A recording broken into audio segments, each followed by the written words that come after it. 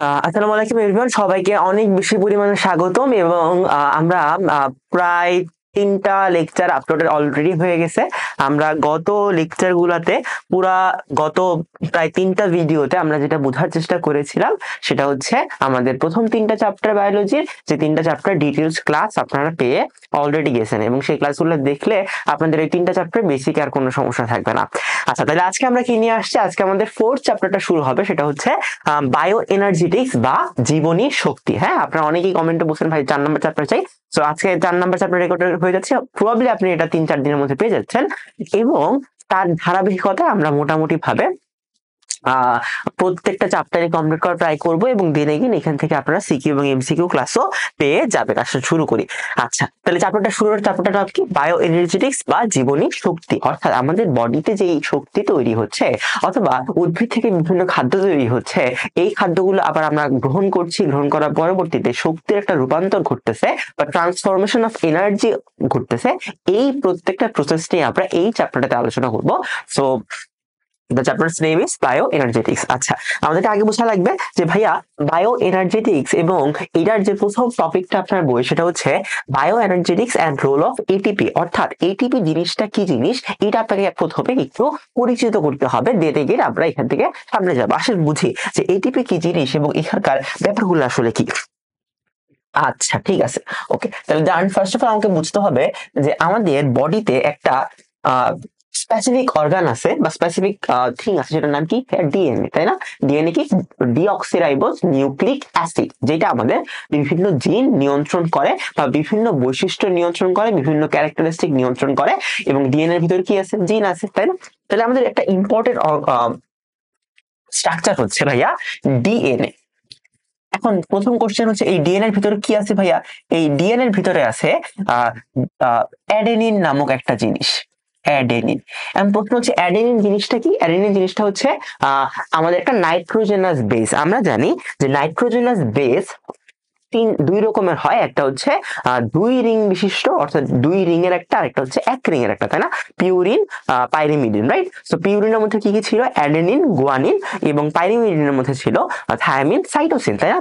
তাহলে এই যে অ্যাডেনিন, এই অ্যাডেনিন একটা নাইট্রোজেনাস বেস।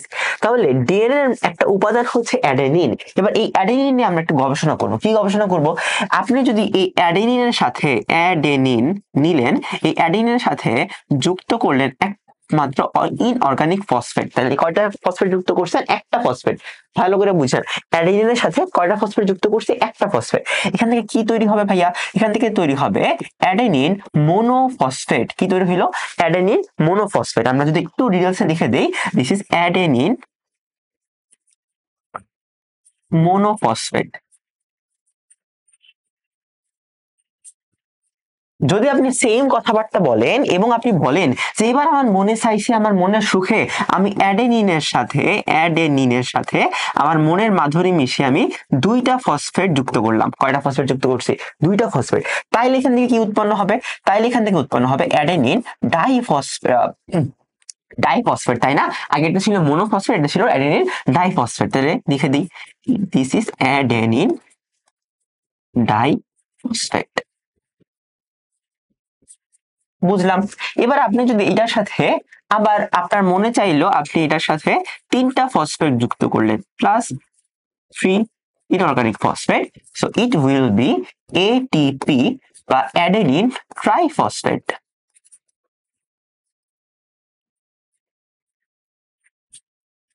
তার মানে আপনি কি বুঝতেছেন যে অ্যাডেনিন ট্রাইফসফেট বা এটিপি কোত্থেকে আসছে? তার মানে আমরা যদি আমাদের ডিএনএ এর একটা উপাদান হচ্ছে অ্যাডেনিন, একটা নাইট্রোজেনাস বেস, এইটার সাথে 3টা ফসফেট যুক্ত করি, তাইলে আমাদের উৎপন্ন হয়ে যাবে এটিপি।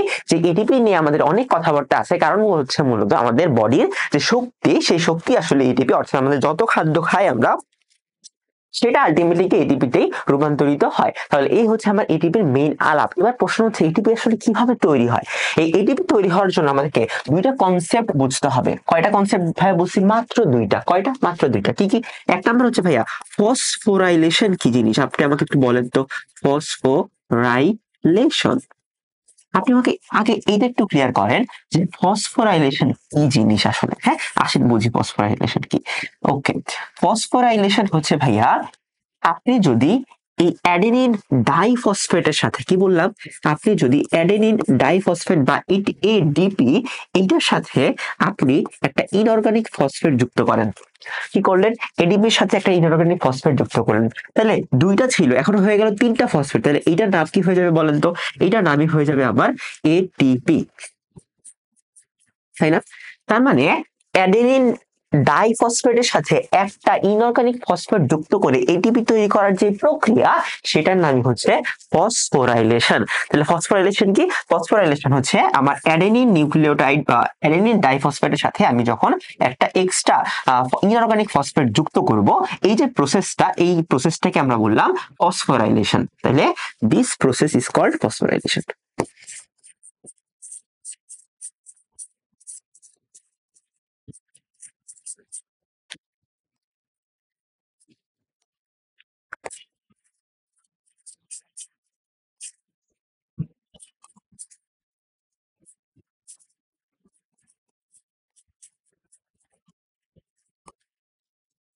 ওকে, এবার আপনাকে বোঝা লাগবে যে আমরা তো ফসফোরাইলেশন বুঝলাম, এবার আমরা একটু ডিফসফোরাইলেশন বুঝি। হ্যাঁ, তার মানে ফসফোরাইলেশন বুঝলাম, এডিপির সাথে একটা ফসফেট যুক্ত করলে এটিপি হয়ে যাবে, দিস ইজ এটিপি। আচ্ছা, চেঞ্জ করার অপশন কি জানেন? এটা জানি না, তখন এটা ফুল হয়ে যাবে। আচ্ছা এই যে এখানে নাম্বারটা প্রেস করলে উপর দিকে বের হয়ে যাবে, বের করে জাস্ট এইটা আবার এইভাবে দিলে হবে, মানে এই মাথাটা এই পাশে, ওকে লেখাগুলো এই পাশে, ওকে ঠিক আছে? ওকে যদি ফুল হয়, আর না হলে আমি তো সেই যদি এমবি স্পেক হয়, ওকে। তাইলে আসেন এই যে প্রসেসটা, এই প্রসেসটা হচ্ছে ফসফোরাইলেশন। এবার আমরা একটু ডিফসফোরাইলেশন নিয়ে জানি। তাহলে জাস্ট আগে শব্দের ডি লাগাই দেন, ডি ফসফোরাইলেশন। তো ডিফসফোরাইলেশন মানে কি ভাইয়া? ডিফসফোরাইলেশন মানে হচ্ছে আপনি এখানে কি করবেন বলেন তো? ওকে, আপনি এখানে একটা এটিপি থেকে, দ্যাট মিনস আপনি এখানে একটা এটিপি কে ভাঙবেন, কি করবেন, এডিপি থেকে ফসফেট যুক্ত করে এটিপি বানাইছিলেন, নাম হইছে ফসফোরাইলেশন। আর ডিফসফোরাইলেশন উল্টা, এটিপি কে ভেঙে আপনি একটা এডিপি প্লাস ফসফেট তৈরি করবেন। এই যে প্রসেস, এই প্রসেসটার নামই হচ্ছে আমার, এই প্রসেসটার নাম কি আমার ডিফসফোরাইলেশন। ডিফস, বুঝাইতে পারলাম আমি? আমি কি বুঝাইতে সক্ষম হয়েছি? তাহলে আমরা ফসফোরাইলেশন এবং ডিফসফোরাইলেশন বের করে ফেলছি। এবার আমার প্রশ্ন হচ্ছে ভাইয়া, আপনি তো ইয়া বানাইলেন, কি বললাম, আপনি হচ্ছে ডিএনএ থেকে অ্যাডেনিন আনলেন, অ্যাডেনিন থেকে আপনি বানাই ফেলেন একটা এটিপি। এখন আমার প্রশ্ন হচ্ছে এই যে এই এটিপি দিয়ে আমি করুমটা কি, মানে সোজা বাংলা কথা, এটিপি মানে জীবনে কি শুধু শুধু এত কষ্ট করতেছি, এটিপি দিয়ে কিছু একটা করা লাগবে তো। তাহলে আমি যেটা বলছিলাম আপনাকে যে আপনার বডিতে সবসময় এই এটিপির গুলার কাজ হচ্ছে আপনার বডিকে শক্তি প্রদান করা, তাই না? কি প্রদান করা? শক্তি প্রদান করা। এখন এই যে শক্তি প্রদান করতেছেন, তাহলে এই এটিপি তৈরি করার জন্য কি লাগতেছে? আপনাকে ফসফোরাইলেশন করা লাগতেছে। আর এটিপি ভেঙে শক্তি বের করার জন্য কি লাগতেছে? আপনার ডিফসফোরাইলেশন করা লাগতেছে। এখন এই ফসফোরাইলেশনের জন্য কি শক্তি প্রয়োজন হয় না, বা এই ডিফসফোরাইলেশনের জন্য কি শক্তি প্রয়োজন হয় না? এটার কাহিনীটা কি আপনাকে একটু বুঝাই।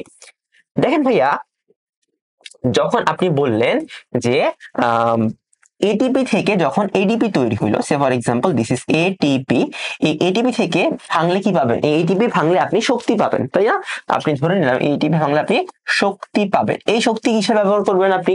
এই শক্তি আপনার জীবন ধারণ কালে আপনি অনেক বিক্রিয়া আপনার বডির মধ্যে হইতেছে, তাই না? অনেকগুলা রিয়াকশন আপনার বডির মধ্যে হচ্ছে। তাহলে এই রিয়াকশন গুলো করতে আপনার শক্তি প্রয়োজন হয় না, এনার্জির প্রয়োজন হয় না? অবশ্যই এনার্জির প্রয়োজন হয়। তাহলে এই যে রিয়াকশন গুলা করতে এনার্জি প্রয়োজন, ওটা কোথেকে আসে?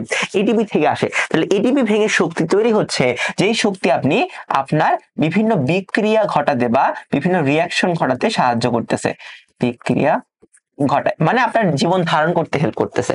আচ্ছা, বুঝলাম তো, আপনি এটিপি থেকে শক্তি পাইলেন, শক্তি হইলে আপনার বিভিন্ন বিক্রিয়া ঘটাইলো। এখন প্রশ্ন হচ্ছে যে এই এটিপি আবার বানাবেন কেমনে আপনি?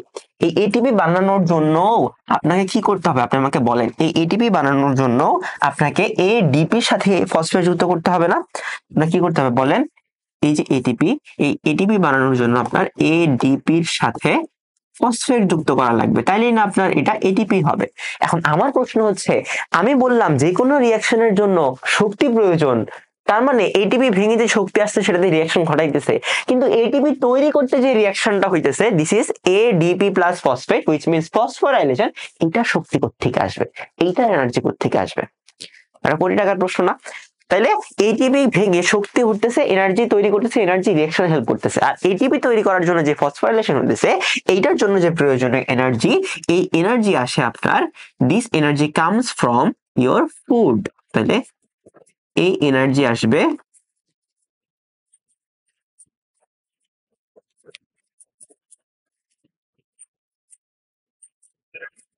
বুঝছেন? কাহিনী বুঝছেন? তাইলে এটিপি থেকে এনার্জি আসছে, ফুড থেকে এনার্জি আসছে, সেটা দিয়ে হচ্ছে এটিপি তৈরি হচ্ছে, এটিপি ভেঙে আবার আপনার বিভিন্ন রিয়াকশন ঘটাইতেছে, আপনি অনেক লম্ফঝম্প করতেছেন, আপনি প্রতিনিয়ত কাজ করতেছেন, কাজ করার মাধ্যমে এই খাদ্যের যোগান, আপনি নিজের খাদ্যের নিজের যোগান ঘটাইতেছেন, বুঝছেন? তাহলে এবার আপনি আমাকে বলেন যে এই যে পুরা সাইকেলটা, এই পুরা সাইকেলটা কিসের মতো? একটা রিচার্জেবল ব্যাটারির মতো না? এটাকে ধরেন, আপনি এটিপিকে ধরেন একটা ব্যাটারি, যে ব্যাটারি থেকে শক্তি আপনি নিচ্ছেন, এনার্জি আপনি নিচ্ছেন, নিয়ে আপনার জীবনকে ধারণ করতেছেন।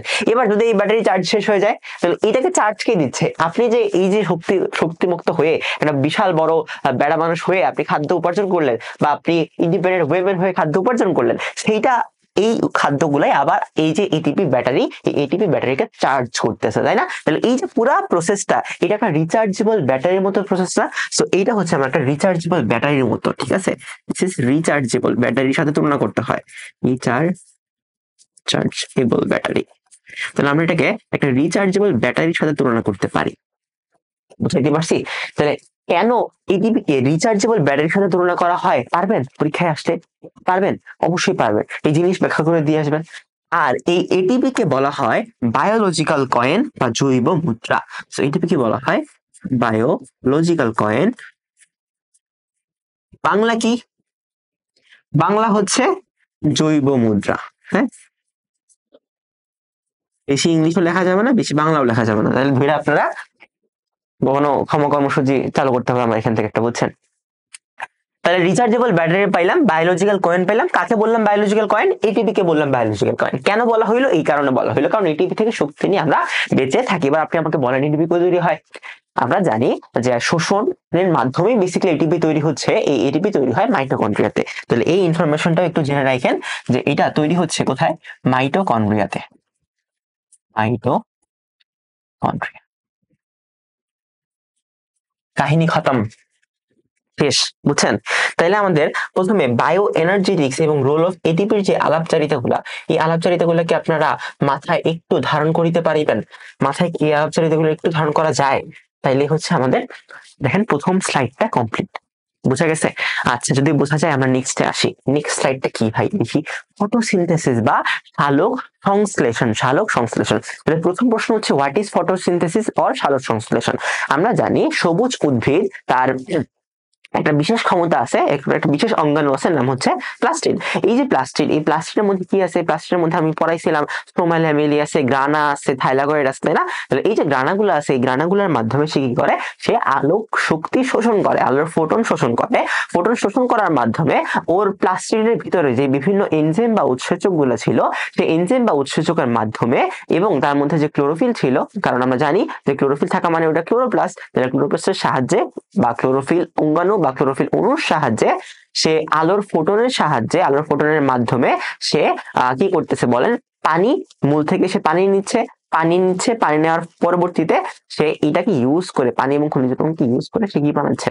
সে বানাচ্ছে হচ্ছে আপনার শর্করা বানাচ্ছে, তাই না? এই শর্করা বানাইলো, এই শর্করার পরবর্তীতে উপজাত দ্রব্য হিসেবে কি তৈরি হচ্ছে বলেন? উপজাত দ্রব্য হিসেবে তৈরি হচ্ছে আপনার পানি এবং অক্সিজেন, ঠিক আছে? তাহলে আমরা চলেন লিখি যে এটা আসলে কি। আপনাদের আমি রিঅ্যাকশনটা ডিরেক্টলি লিখে দিই, তারপরে সংজ্ঞাটা মুখে টুকুস করে বলে ফেলবো। রিঅ্যাকশনটা কি? দেখেন, আমাদের প্রথমে আমাদের কি হয় বলেন তো? কার্বন ডাই অক্সাইড আনাসে না? একটা সুন্দর কার্বন ডাই অক্সাইড টুকুস করে আসে, কারণ আপনি কি ছাড়ি? অক্সিজেন নেই, কার্বন ডাই অক্সাইড ছাড়ি। তাহলে এই যে কার্বন ডাই অক্সাইড কোত্থেকে প্রবেশ করে? আমাদের পাতার মধ্যে কিছু ছিদ্র আছে, নাম হচ্ছে পত্ররন্ধ্র। এই পত্ররন্ধ্র দিয়ে কার্বন ডাই অক্সাইড প্রবেশ করলো। প্রবেশ করার পরবর্তীতে এই কার্বন ডাই অক্সাইডের সাথে গিয়ে মিলবে পানি। পানি মিললো, পানি মিলার পরে এইটা একটা রিয়াকশন ঘটাবে, এই রিয়াকশনে একটা অণু হেল্প করবে, বলেন তো কি নাম? এখানে আসবে ক্লোরোফিল, তাই না? এবং সাথে আরো কিছু জিনিসপত্র আসতেছে, কি বলেন তো? এখানে আসবে আমার আলোর ফোটন,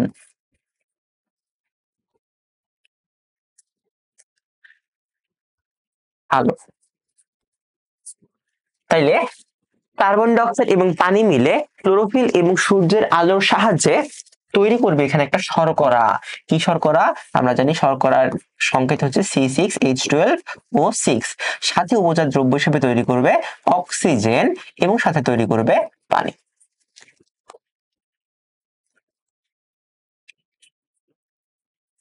এখন এটাকে আপনার বুঝতে হবে যে এখানে কয় অণু পানি লাগবে, কয় অণু কাহিনী হবে, কি কি উৎপন্ন হবে। হ্যাঁ, আপনি সুন্দর করে একটু মাথা ঠান্ডা করে ব্রেনটাকে খাটিয়ে একটু বোঝার চেষ্টা করবেন। এখানে 6 অণু কার্বন ডাই অক্সাইড লাগবে, এখানে ভাইয়া 12 অণু পানি লাগবে, উৎপন্ন হবে 1 অণু শর্করা, এবং এখানে উৎপন্ন হবে 6 অণু অক্সিজেন, এখানে উৎপন্ন হবে 6 অণু পানি।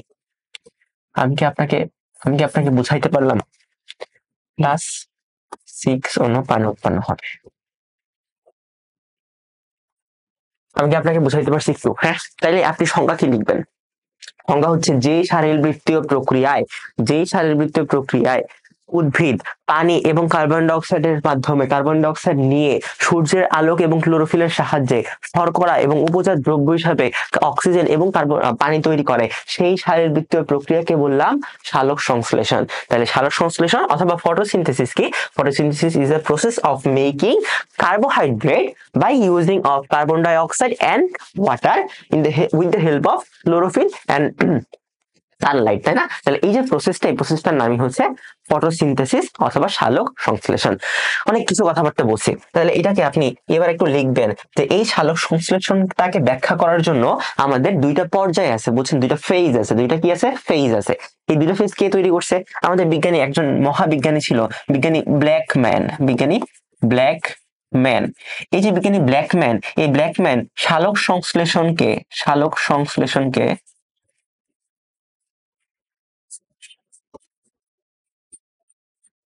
দুটি পর্যায়ে ভাগ করেন।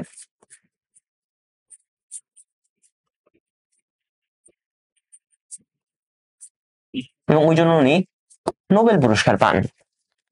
কি কি পর্যায়ে আছে ভাইয়া, বা কি কি ফেজ আছে? একটার নাম হচ্ছে আমার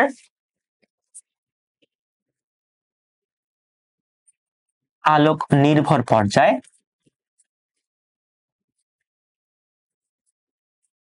বা this is called light dependent phase.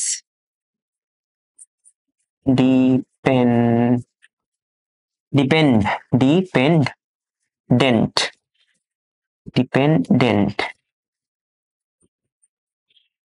আরেকটা হচ্ছে লাইট ইন্ডিপেন্ডেন্ট।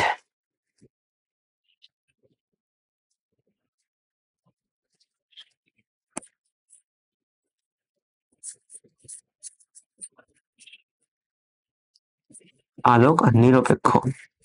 হ্যাঁ, বানান টান ভুল হইলে নিজ গুণে ক্ষমা করে দিয়েন। হ্যাঁ, আমি খুব একটা ভালো বানান পারি না।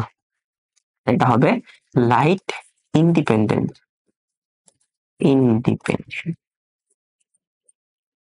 ওকে, বুঝলাম। তাহলে আমরা বিজ্ঞানী ব্ল্যাকম্যান সাহেব একটা কাজ করলেন। কি কাজ করলেন? এই সালোক সংশ্লেষণটাকে ব্যাখ্যা করার জন্য উনি এটাকে দুইটা পর্যায়ে ভাগ করলেন। একটা হচ্ছে আলোক নির্ভর পর্যায় বা লাইট ডিপেন্ডেন্ট ফেজ, আর একটা হচ্ছে আলোক নিরপেক্ষ পর্যায় বা লাইট ইন্ডিপেন্ডেন্ট ফেজ। এখন আমাকে বুঝতে হবে যে লাইট ডিপেন্ডেন্ট ফেজ এবং লাইট ইন্ডিপেন্ডেন্ট ফেজের কাহিনীগুলা কি হচ্ছে। প্রথমে চলে আসেন এই যে আলোক নির্ভর পর্যায়, এই আলোক নির্ভর পর্যায়ের কাহিনীতে। তাহলে আমরা প্রথমেই আলোক নির্ভর পর্যায় নিয়ে একটু ডিসকাশন করব। আলোক নির্ভর। হ্যাঁ, তাহলে আলোক নির্ভর পর্যায় নিয়ে ডিসকাশন করতে হলে আমাকে বুঝতে হবে যে এই লাইট ডিপেন্ডেন্ট ফেজে কি কি হয়। আপনি খুব ঠান্ডা মাথায় মনে রাখবেন, এখানে দুইটা জিনিস তৈরি হবে, এটিপি তৈরি হবে, এখানে NADPH তৈরি হবে, এবং একটা হাইড্রোজেন আয়ন তৈরি হবে। আমি কি বুঝাইতে পারছি? এটিপি, NADPH এবং একটা হাইড্রোজেন আয়ন তৈরি হয়েছে। এবার আপনি আমাকে বলেন, এই যে এটিপি তৈরি হইলো, এটিপি কেমনে তৈরি হবে? আপনি আমাকে বলেন। এই এটিপি তৈরি হওয়ার জন্য কি করতে হবে আমাকে বলেন? এই এটিপি তৈরি হওয়ার জন্য আমাকে এই যে এডিপি, এই এডিপির সাথে একটা অণু ফসফেট মিলাই দিতে হবে। মিলাই ফেললেই এখানে চলে আসবে এটিপি। প্রশ্ন হচ্ছে খাউনিতে তৈরি করি নাই, মানে আপনি যে আমি যে আপনারা বললাম যে আপনার দেহে এটিপি তৈরি হবে, এটিপি তৈরি করার জন্য যে ফসফোরাইলেশন হবে এটার শক্তি আপনি খাদ্য থেকে পাইতেছেন। এখন উদ্ভিদ তো খাওন বানায় নাই, আপনি খাবেন কি? তাইলে যদি না খাইতে পারেন তাহলে উদ্ভিদ আপনার, আমি তো বলছি এটা আপনার ক্ষেত্রে, তাহলে উদ্ভিদ এই এটিপি বানানোর শক্তি কই পাইছে? মহা মুশকিল। মানে ও তো এটিপি থেকে শক্তি নিয়ে ওর বিভিন্ন রিয়াকশন চালায়, ওর বডির বিভিন্ন রিয়াকশন চালায়। এখন এটিপি তৈরি করতে ফসফোরাইলেশন যে করবো, এই শক্তি ওরা কে দিছে? এই শক্তি ওরা মহান আল্লাহ তাআলা দিয়ে দিছে। কেমনে দিয়ে দিছে? ও এই শক্তিটা পাবে সূর্যের আলো থেকে, সূর্যের আলো থেকে বা ফোটন থেকে। এখন এই যে ও সূর্যের আলো থেকে নিল, তাহলে এই সূর্যের আলো থেকে সে ফোটন বা সূর্যের ফোটন থেকে সে শক্তিটা নেয়ার মাধ্যমে নিয়ে সে এই যে ফসফোরাইলেশনটা করলো, এই জন্য এই ফসফোরাইলেশনের আল্লাহর রহমতে আরেকটা নাম আমরা শিখবো, সেটা হচ্ছে ফটো ফসফোরাইলেশন। বুঝে গেলাম আমরা তাহলে ফটো ফসফোরাইলেশন কি জিনিস। তাইলে আমরা কি বলবো? আলোক নির্ভর পর্যায়ে, সুন্দর মতো হেডলাইন দিবেন, হেডলাইন দিয়ে বলবেন আলোক নির্ভর পর্যায়ে মূলত তৈরি হয় এটিপি, এনএডিপিএইচ এবং H+ একটা আয়ন, এবং এই আলোক নির্ভর পর্যায়ে সূর্যের আলোর উপস্থিতিতে এটিপির সাথে একটা ইনঅর্গানিক ফসফেট বা অজৈব ফসফেট মিলে তৈরি করে ফেলে এটিপি বা এডিনোসিন ট্রাইফসফেট। এই যে সূর্যের আলো ব্যবহার করে ফসফোরাইলেশন প্রক্রিয়া সম্পন্ন হলো, এই কারণে এই প্রক্রিয়ার নাম হচ্ছে ফটো ফসফোরাইলেশন। বুঝতে পারছি? এবং আরেকটা কথা মনে রাখেন, এই যে এটিপি এবং এনএডিপিএইচ, এই দুইটাকে, এটিপি এবং এনএডিপিএইচ, হ্যাঁ, এগুলাকে আমরা বললাম আত্তীকরণ শক্তি। বোঝা গেছে? আত্তীকরণ শক্তি। তাহলে হয়ে গেল আমাদের, হ্যাঁ, তাহলে আলোক নির্ভর পর্যায়ে এই যে ফটোফসফোরাইলেশন হয় এবং সাথে এটিপি, এনএডিপিএইচ বা হাইড্রোজেন আয়ন তৈরি হয়। এটা যদি বুঝে থাকি তাহলে আমরা আর একটু সামনে যাই। সামনে কি আমরা দেখব যে আমরা আরেকটা ভাগ আছে না আলোক সংশ্লেষে, সেটা কি বলেন তো? সেটা হচ্ছে আলোক নিরপেক্ষ পর্যায়। এটা নিয়ে একটু পড়তে হবে।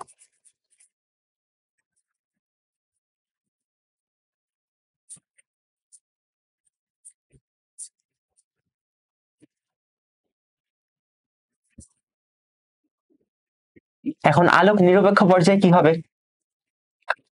আমরা দেখছিলাম আলোক নির্ভর পর্যায়ে এটিপি এবং এনএডিপিএইচ এবং হচ্ছে হাইড্রোজেন আয়ন তৈরি হয়। মোটা বাংলা কথা হচ্ছে আত্তীকরণ শক্তি তৈরি হয় এই আলোক নিরপেক্ষ পর্যায়ে।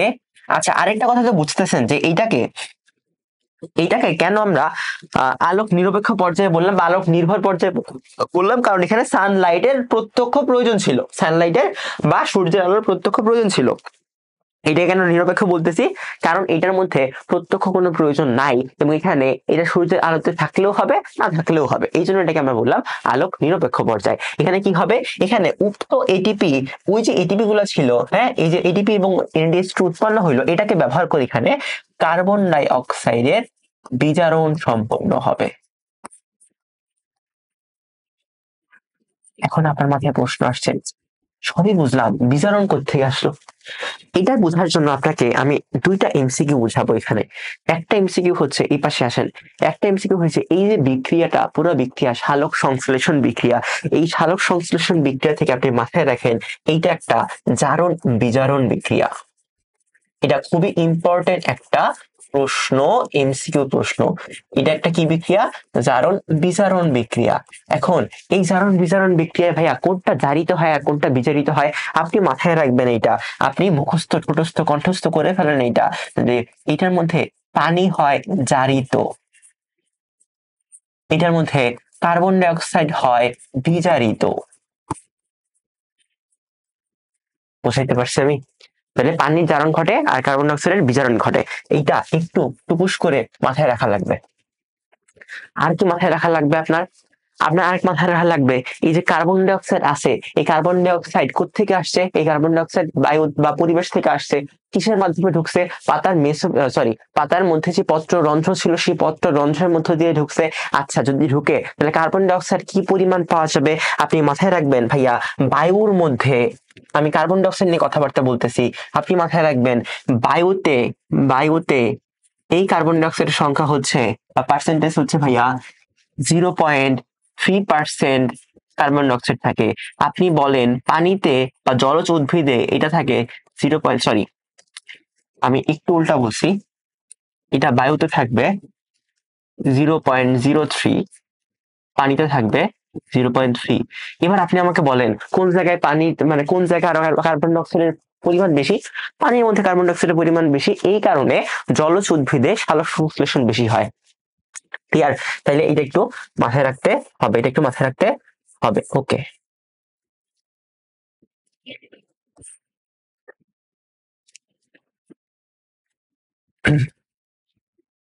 বুঝলাম, এটা ঠিক আছে, ডান। তাহলে এটা শেষ, ওইটাও শেষ। এবার আসেন সামনে যাই। কি বলছিলাম, এখানে কার্বন ডাই অক্সাইডের বিজারণ সম্পন্ন হবে। কার্বন ডাই অক্সাইডে কি হবে? বিজারণ সম্পন্ন হবে। কার্বন ডাই অক্সাইডে যদি বিজারণ হয় তাইলে এই জায়গায় আর কি কি জিনিস হবে? কার্বন ডাই অক্সাইড বিজারণ হওয়ার মাধ্যমে ফাইনালি এখান থেকে বিজারিত হয়ে সে কার্বোহাইড্রেট তৈরি করবে। এবার এই কার্বন ডাই অক্সাইড বিজারণের মাধ্যমে কার্বোহাইড্রেট তৈরি করার জন্য তিনটা প্রক্রিয়া আছে, বা মূলত কি আছে? কার্বন ডাই অক্সাইডের বিজারণ ঘটানোর জন্য কার্বন ডাই অক্সাইডের বিজারণের ইংলিশ কি ভাইয়া? জারণ বিজারণ ইংলিশ কি? জারণ বিজারণ ইংলিশ তো আপনারা জানেন, জারণ মানে অক্সিডেশন, বিজারণ মানে রিডাকশন। তাইলে what photosynthesis is a oxidation reduction reaction, right? আর এই যে কার্বন ডাই অক্সাইডের বিজারণ হচ্ছে মানে কি? কার্বন ডাই অক্সাইড রিডিউস হচ্ছে, তাই তো? তাহলে কার্বন ডাই অক্সাইডের রিডাকশন ঘটতেছে। তাহলে এই রিডাকশন ঘটার জন্য তিনটা পাথওয়ে আছে। কয়টা পাথওয়ে আছে এই বিজারণ ঘটানোর জন্য ভাইয়া? তিনটা পাথওয়ে আছে। কি কি জিনিস? C3 সাইকেল, তারপরে আছে C4 সাইকেল, এরপর আছে ক্রেসুলিসিয়ান অ্যাসিড বিপাক। ক্রেসুলিসিয়ান অ্যাসিড বিপাক। তাইলে ভাইয়া আমার কি সবগুলো পড়া লাগবে? না, আপনার খুবই কম পড়াশোনা আছে। এই যে ক্রেসুলিসিয়ান অ্যাসিড বিপাক, এটা আপনার পড়া লাগবে না, আপনার বই নাই, এটা পড়া লাগবে না। বাট আপনাকে আমি কিছু এক্সট্রা ইনফরমেশন দিতে চাই, অবশ্যই দিতে চাই। কি বলেন? এটা কই হয় মনে রাখবেন, এটা মরুজ উদ্ভিদের মধ্যে বেশি দেখা যায়, বা মরুজ উদ্ভিদে এই জিনিসটা হয়। হ্যাঁ, একটা জিনিসই জানেন, বেশি জানা লাগবে না, মরুজ উদ্ভিদ। আচ্ছা গেল, এটা মরুজ উদ্ভিদে হয়। তাহলে এই যে ক্র্যাসুলিসিয়ান উদ্ভিদ, সরি এইটা বাদে এই যে বাকি দুইটা, এই বাকি দুইটা নিয়ে কি আমার জানা লাগবে? হ্যাঁ, এই বাকি দুইটা নিয়ে আপনার কিছু কিছু ইনফরমেশন জানা লাগবে। কি কি ইনফরমেশন জানা লাগবে ভাইয়া? এক নম্বরে আসেন, এটাকে C3 চক্রের পাশাপাশি আর কি নামে ডাকা হয়? এটাকে বলা হয় কেলভিন চক্র। কি বলা হয়? কেলভিন চক্র। মাথায় রাখেন, কি বলা হয়? কেলভিন চক্র বা কেলভিন সাইকেল। কেন এটাকে কেলভিন সাইকেল বলা হয়? কারণ এটা কেলভিন সাহেব আবিষ্কার করছিলেন। দ্বিতীয় কথা, এটাকে কেন C3 বললাম আমরা?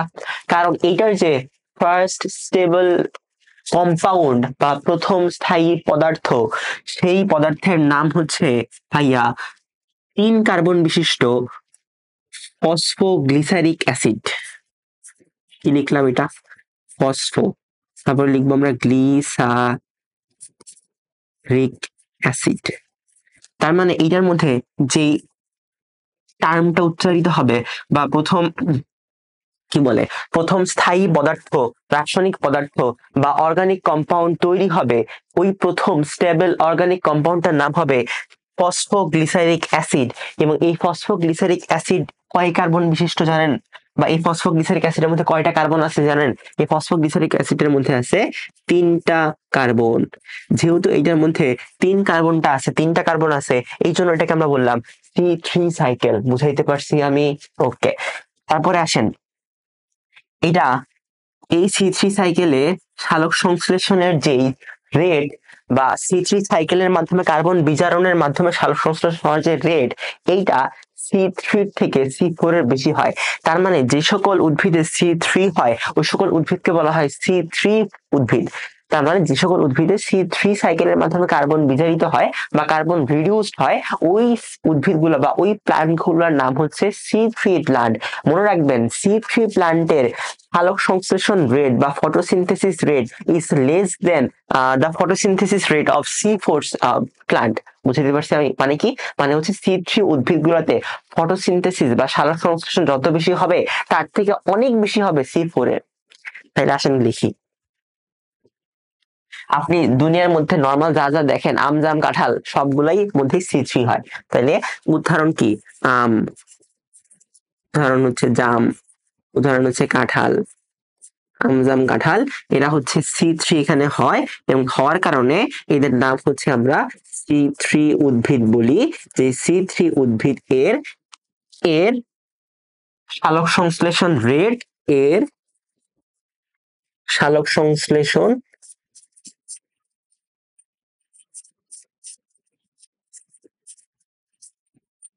হার তুলনামূলকভাবে কম।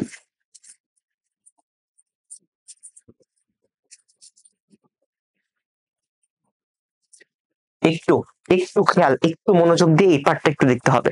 বুঝে ফেললাম, আসেন এইটা বুঝি। তাইলে আপনি আমাকে বলেন ভাইয়া C4 এর মধ্যে কি হবে? তাহলে এটা তো বলছেন যে এটা কেলভিন সাহেব আবিষ্কার করছে, এটা কি আবিষ্কার করছে আপনার জানার কোনো দরকার নাই। এইটাকে C3 কেন বললাম? কারণ এইটার প্রথম স্থায়ী পদার্থ বা ফার্স্ট স্টেবল কম্পাউন্ড যেরকম ফসফোগ্লিসারিক অ্যাসিড ছিল, এইটার প্রথম স্থায়ী পদার্থ হচ্ছে অক্সালো অ্যাসিটিক অ্যাসিড।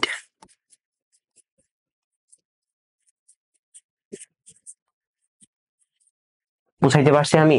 এই অক্সালো অ্যাসিটিক অ্যাসিডটা কয় কার্বন বিশিষ্ট অ্যাসিড জানেন? এই অক্সালো অ্যাসিটিক অ্যাসিডটা ভাইয়া 4 কার্বন বিশিষ্ট, 4 কার্বন। যেহেতু এই অক্সালিক অ্যাসিডটা 4 কার্বন বিশিষ্ট, এই কারণে এই অক্সালো অ্যাসিটিক অ্যাসিড 4 কার্বন বিশিষ্ট হওয়ার কারণে এই সাইকেলটার নাম হচ্ছে C4 সাইকেল। আরেকটা জিনিস বুঝেন, তাহলে এখানে কোন কোন উদ্ভিদ থাকবে? মনে রাখবেন, যত ঘাস জাতীয় উদ্ভিদ, ঘাস জাতীয় উদ্ভিদ তো বুঝেন, বা যত গ্রাস গুলো আছে সবগুলোর মধ্যেই এটা হবে। তারপরে আর কি হবে? তারপরে হচ্ছে আপনি মনে রাখেন ভুট্টা। ভুট্টা এই উদ্ভিদগুলোর মধ্যে কি হবে? এই উদ্ভিদগুলোর মধ্যে C4 চক্র সম্পন্ন হবে। আর C4 এর যে সালোক সংশ্লেষণ হার, C4 এর সালোক সংশ্লেষণ হার তুলনামূলকভাবে বেশি।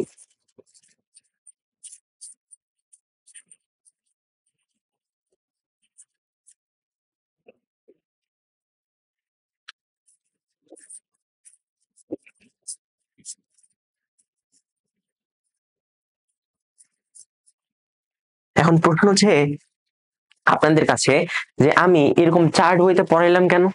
কারণ এটা পার্থক্য জিজ্ঞেস করে, তখন আপনি কি করবেন? এই 3টা পার্থক্য লিখে দিয়ে আসবেন, ঠিক আছে?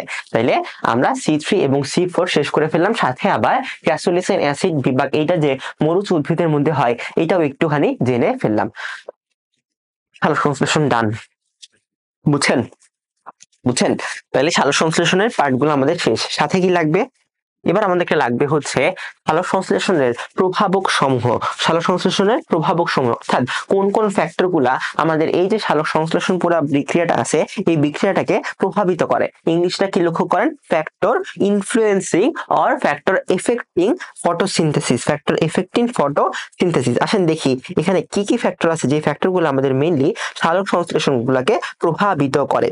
এবার আপনারা দেখবেন এই সালোক সংশ্লেষণের প্রভাবককারী ফ্যাক্টরে আমরা 2 ধরনের ফ্যাক্টর পাবো। একটা হচ্ছে ভাইয়া ইন্টারনাল ফ্যাক্টর, একটা হচ্ছে ভাইয়া এক্সটার্নাল ফ্যাক্টর। আমরা আসেন লিখি। তাইলে আমরা প্রথমেই এক্সটার্নাল ফ্যাক্টর নিয়ে আলোচনা করব। External factor. এখন এক্সটার্নাল ফ্যাক্টর কি জিনিস? বাংলা কি ভাইয়া? এটার বাংলা হচ্ছে বাহ্যিক প্রভাবক।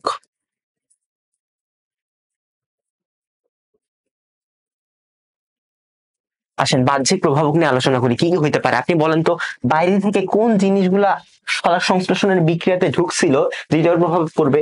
1 নাম্বার কথা ভাইয়া, বাইরে থেকে আল্লাহর রহমতে, আল্লাহর অশেষ রহমতে কার্বন ডাই অক্সাইড নামের একটা বান্দা ঢুকছিল, তাই না? Carbon die oxide. তাইলে বাহ্যিক প্রভাবক একটা কি? Carbon die oxide. এবার এটা লেখার পরে আপনি কি লিখবেন বলেন তো? এটা লেখার পরে আপনি লিখবেন যে বায়ুমণ্ডলে কার্বন ডাই অক্সাইডের টাইম কত?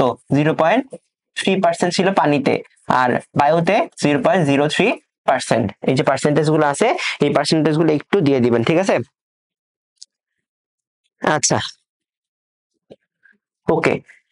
তাহলে এটা হচ্ছে আমার বায়ুমণ্ডল বা অ্যাটমসফিয়ার, হ্যাঁ। আর এটা হচ্ছে পানিতে, এয়ার এন্ড ওয়াটার।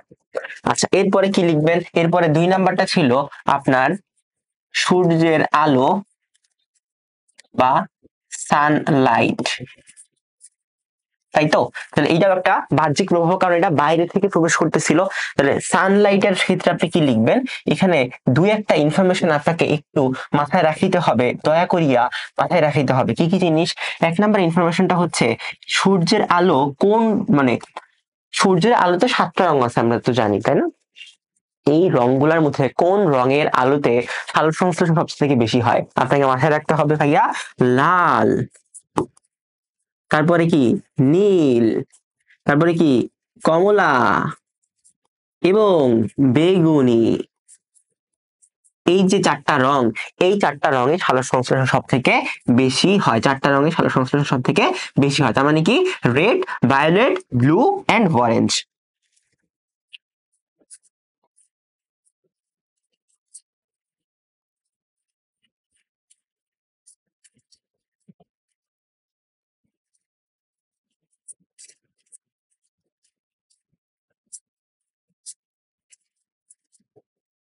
ডান। তাহলে এই 4টা রঙে যদি সালোক সংশ্লেষণ সব থেকে বেশি হয়ে থাকে, সালোক সংশ্লেষণ কম হয় যে রং দিয়ে লিখছি, তার মানে সবুজ রঙে সালোক সংশ্লেষণ কম হয় কম্পারেটিভলি। সবুজ এ কম, একটু লিখে দিলাম, হ্যাঁ। এবার আরেকটা জিনিস মাথায় রাখতে হবে ভাইয়া, তরঙ্গ দৈর্ঘ্য আছে একটা, যেই তরঙ্গ দৈর্ঘ্যে সালোক সংশ্লেষণ, বা আমরা তো জানি যে আলোর একটা নির্দিষ্ট তরঙ্গ দৈর্ঘ্য আছে, তাই না? বা ওয়েভ লেন্থ আছে। তাহলে এই যে আলোর একটা বা সানলাইটের একটা নির্দিষ্ট ওয়েভ লেন্থ আছে, কোন ওয়েভ লেন্থের আলোতে বা সানলাইটে এই সালোক সংশ্লেষণ সব থেকে বেশি হবে, সেটার একটা মাপ আছে বা সেটার একটা মেজারমেন্ট আছে। কি মেজারমেন্ট? আপনি মনে রাখবেন, 400 থেকে 480 ন্যানোমিটার যে ওয়েভ গুলা, এই 400 থেকে 480 ন্যানোমিটার ওয়েভে সালোক সংশ্লেষণ বেশি হয়, এবং সাথে 680 ন্যানোমিটার ওয়েভে সালোক সংশ্লেষণ বেশি হয়। তাহলে এই দুইটা ওয়েভ লেন্থ আপনাকে মাথায় রাখতে হবে।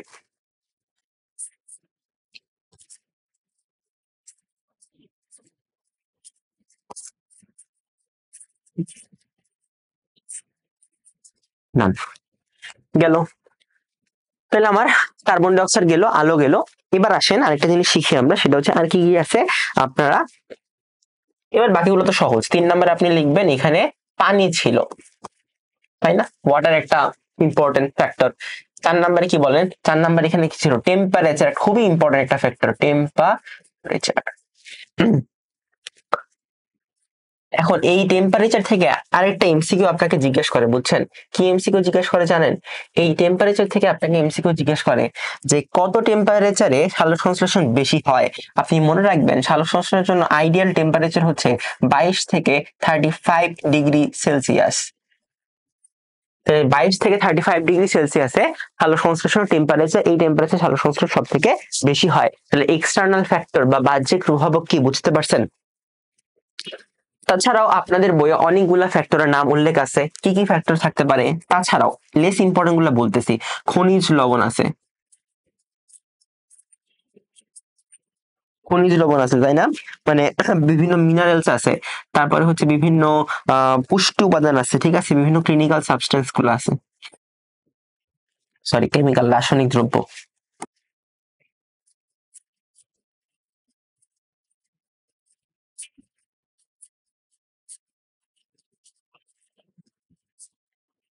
ঠিক আছে, তাহলে এই হয়ে গেল আমার এক্সটার্নাল ফ্যাক্টর, হয়ে গেল কি এক্সটার্নাল ফ্যাক্টর। এবার সে ইন্টারনাল ফ্যাক্টর কি কি থাকতে পারে, এই জায়গায় কি ইন্টারনাল ফ্যাক্টর কি থাকতে পারে? তাহলে আসেন দেখি।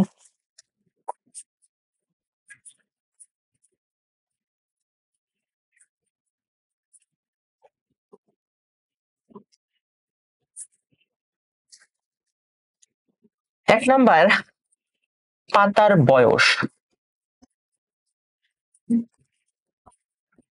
মানে কি?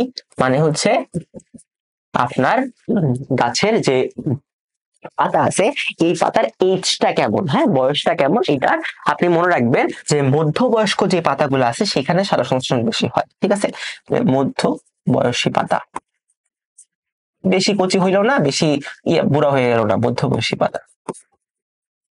তারপরে আসেন ভাইয়া আর কি জিনিস, আর হচ্ছে প্লাস্টিডের গঠনের উপর ডিপেন্ড করে না, তারপর ক্লোরোফিলের উপর ডিপেন্ড করে না। হ্যাঁ, তাইলে ধরেন কার্বোহাইড্রেট যতগুলো আছে, কার্বোহাইড্রেটের পরিমাণ বা শর্করার পরিমাণ, এর পরিমাণের উপর ডিপেন্ড করে এটা। তারপরে ভাইয়া প্লাস্টিডের গঠনের উপর ডিপেন্ড করতে পারে,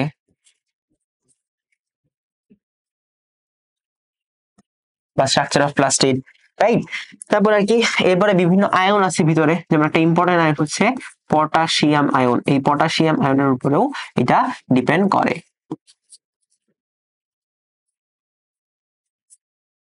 তাহলে এই 4-5টা জিনিস একটু লিখে দিন, হ্যাঁ পরীক্ষায় আসলে, ঠিক আছে। আচ্ছা, তাহলে আমাদের মোটামুটি ভাবে দেখেন এটা শেষ। আমরা কি এটা কপি করতে পারি? কপি করে কই বসাইতে পারবো আমরা? এখানে কি জায়গা হবে সাইডে?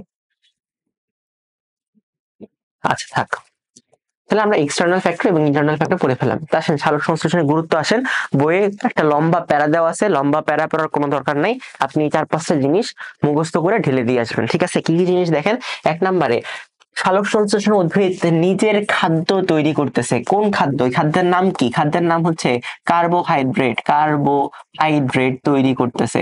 এই কার্বোহাইড্রেটের সংকেত কি? C6H12O6, তাই না?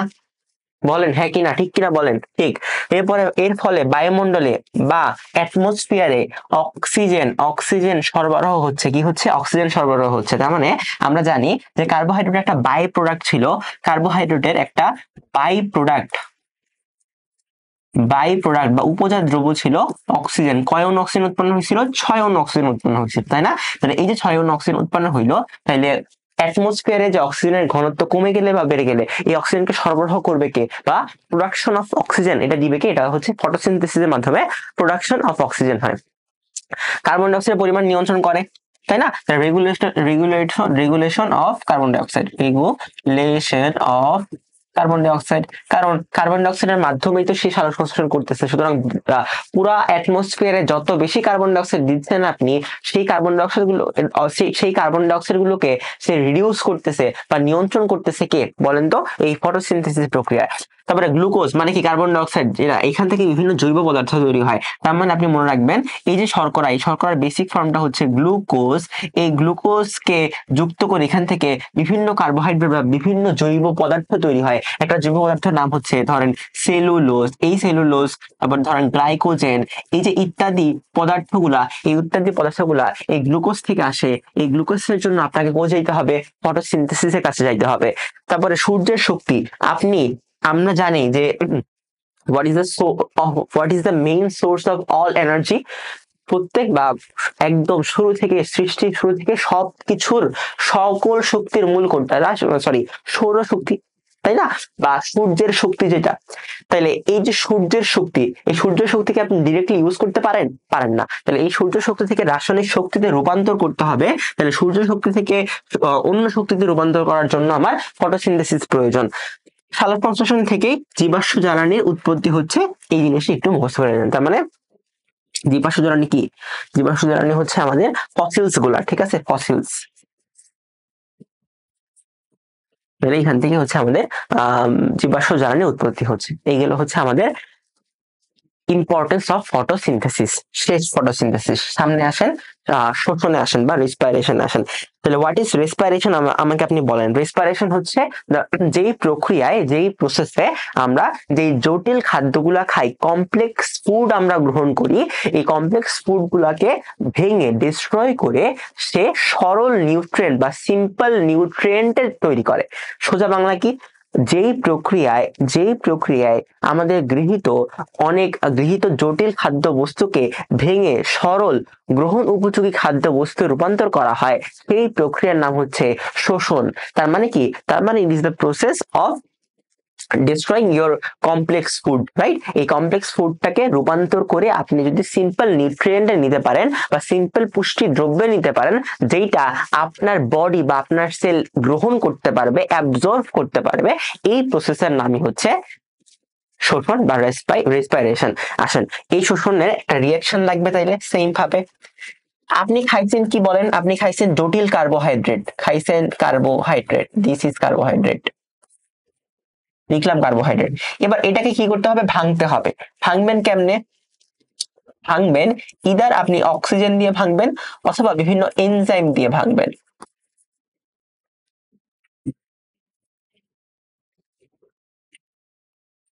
আচ্ছা আচ্ছা, আমরা ডিরেক্টলি একবারই করি। আচ্ছা, একবার আমরা রিয়াকশন লিখবো। তাহলে শোষণের দুইটা ধাপ আছে, বুঝছেন? তাহলে আমি শোষণ বুঝলাম, শোষণের আগে ব্যাপারটা লিখে ফেলেন। শোষণ কি জিনিস? শোষণ হচ্ছে এমন একটা প্রক্রিয়া, যে প্রক্রিয়ার মাধ্যমে জটিল খাদ্যবস্তু, জটিল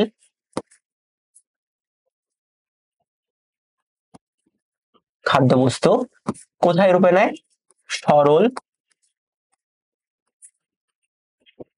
গ্রহণ উপযোগী। তাহলে জটিল খাদ্যবস্তু সরল গ্রহণ উপযোগী খাদ্যবস্তুতে রূপান্তর হয়, যে প্রক্রিয়া, সেই প্রক্রিয়াটাকে আমরা বললাম শোষণ প্রক্রিয়া, তাই না? এই শোষণ প্রক্রিয়া ভাইয়া দুই রকমের হইতে পারে। লেখেন, শোষণ ভাইয়া দুই রকমের হইতে পারে। একটা হচ্ছে ভাইয়া সবাদ শোষণ,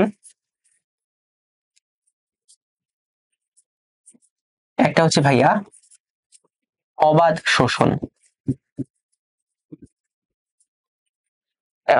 আপনারা বলবেন ভাই সবাদ অবাধ কি, বুঝতেছি না। ইংলিশটা লিখে নেন। এটা হচ্ছে অ্যারোবিক রেসপিরেশন, এটা হচ্ছে অ্যানারোবিক রেসপিরেশন।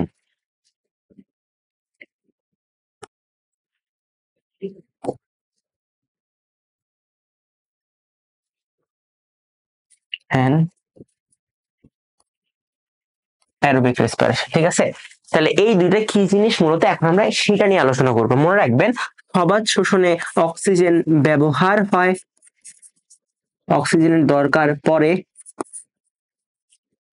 আর অবাধ শোষণে জীবনও অক্সিজেন এর ব্যবহার হবে না বা দরকার পড়বে না। ক্লিয়ার? ক্লিয়ার। আসেন তাহলে আমরা ডিটেলস আলোচনা করি সবাদ শোষণের ব্যাপারে। এই চ্যাপ্টার ডিটেলস, সবাদ শোষণ। তাহলে যেই শোষণ প্রক্রিয়ায়, সংজ্ঞাটা লিখেন,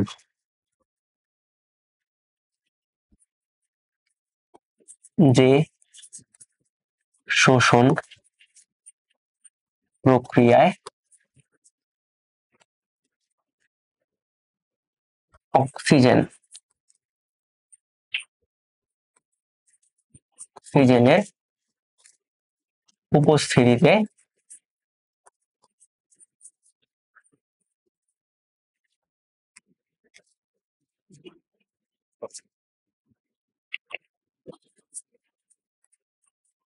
শর্করা ভেঙে শক্তি উৎপন্ন। তাহলে এই প্রক্রিয়াকে আমরা কি বললাম? এই প্রক্রিয়াকে আমরা বললাম সবাদ শোষণ। ইংলিশ টার্মটা কি ভাইয়া? Is the process where oxygen is used. তার মানে এই অক্সিজেনের প্রেজেন্স যদি থাকে, ওইটা হচ্ছে সবাদ শোষণ বা অ্যারোবিক রেসপিরেশন। আর যদি অক্সিজেনের অ্যাবসেন্স থাকে, ওইটা হচ্ছে অ্যানারোবিক রেসপিরেশন। আপনি লিখে ফেলবেন এইটার ক্ষেত্রে মেইন যে রিয়াকশনটা সেটা লিখেন। তাহলে C6H12O6, it is your carbohydrate. এটার সাথে যুক্ত হবে অক্সিজেন, যুক্ত হয়ে ও তৈরি করবে, আপনি খাইলে কি তৈরি হয়? কার্বন ডাই অক্সাইড তৈরি হয়। কার্বন ডাই অক্সাইড তৈরি করবে, সে এটিপি তৈরি করবে। কয় অণু এটিপি? সে 38 অণু, 36 অণু এটিপি। বেসিক্যালি এখান থেকে শক্তি উৎপন্ন হয়। ওকে, তো এবং পানি উৎপন্ন ধরো বডিতে পানি উৎপন্ন করবে এবং সাথে উৎপন্ন করবে ভাইয়া 686 কিলো ক্যালোরি শক্তি। ঠিক আছে? তাহলে এই যে কিলো ক্যালোরি একটা শক্তির পরিমাপক, সাথে কার্বন ডাইঅক্সাইড তৈরি হইলো, পানি তৈরি হইলো। কত অণু কার্বন ডাইঅক্সাইড এবং কত অণু পানি তৈরি হবে ভাইয়া? আপনি মনে রাখবেন এখানে আপনি 6 অণু অক্সিজেন ব্যবহৃত হবে, এখানে 6 অণু কার্বন ডাইঅক্সাইড তৈরি হবে, এখানে 6 অণু পানি তৈরি হবে, সব 6। ঠিক আছে। আচ্ছা, মাঝখানে কি থাকবে? এখানে এনজাইম থাকবে। কি থাকবে? এনজাইম। তাহলে এই যে প্রক্রিয়া, এই প্রক্রিয়ার নামই হচ্ছে ভাইয়া সবাত বা অ্যারোবিক রেসপিরেশনের রিঅ্যাকশনটা। এবার অ্যারোবিক রেসপিরেশনকে আমরা কয়টা ধাপে ভাগ করতে পারি, বা সবাত শোষণকে কয়েকটা ধাপে ভাগ করা হয়, যে ধাপগুলোতে শোষণ সম্পন্ন হয়। কি কি ধাপ? সবাত শোষণের ধাপ।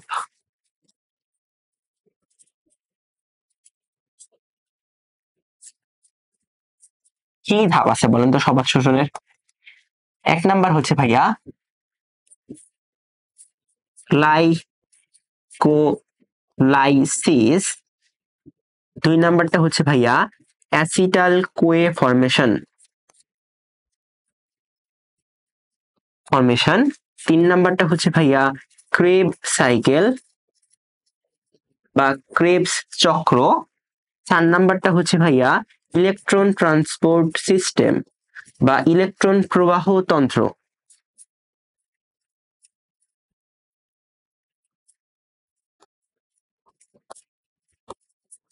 ইলেকট্রন ট্রান্সপোর্ট সিস্টেম অথবা ইলেকট্রন প্রবাহ তন্ত্র। তাহলে এই যে 3টা বা 4টা ধাপ, এই 4টা ধাপে কিন্তু সবাত শোষণ বা অ্যারোবিক রেসপিরেশন হয়। তাহলে glycolysis, acetal Koi, Krebs cycle. Glycolysis এর বাংলা গ্লাইকোলাইসিস, অ্যাসিটাল কোয়ে গঠন, ক্রেবস সাইকেল বা ক্রেবস চক্র, ইলেকট্রন প্রবাহ তন্ত্র। এবার আপনাকে জানা লাগবে কোনটা কোন জায়গায় হয়। মনে রাখবেন এইটা হয় সাইটোপ্লাজমে,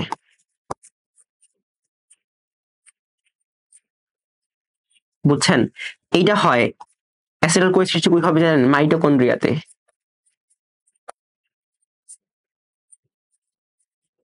বাকি সবগুলা মাইটোকন্ড্রিয়াতে হয় অ্যাকচুয়ালি। মাইটোকন্ড্রিয়া, এত কষ্ট কেন করতেছি আমি? কপি পেস্ট করে লিখতে পারি। কি করবো সুন্দর মতো আমার মতো? এখানে যাবেন, দাঁড়ান ব্যবস্থা করতেছি।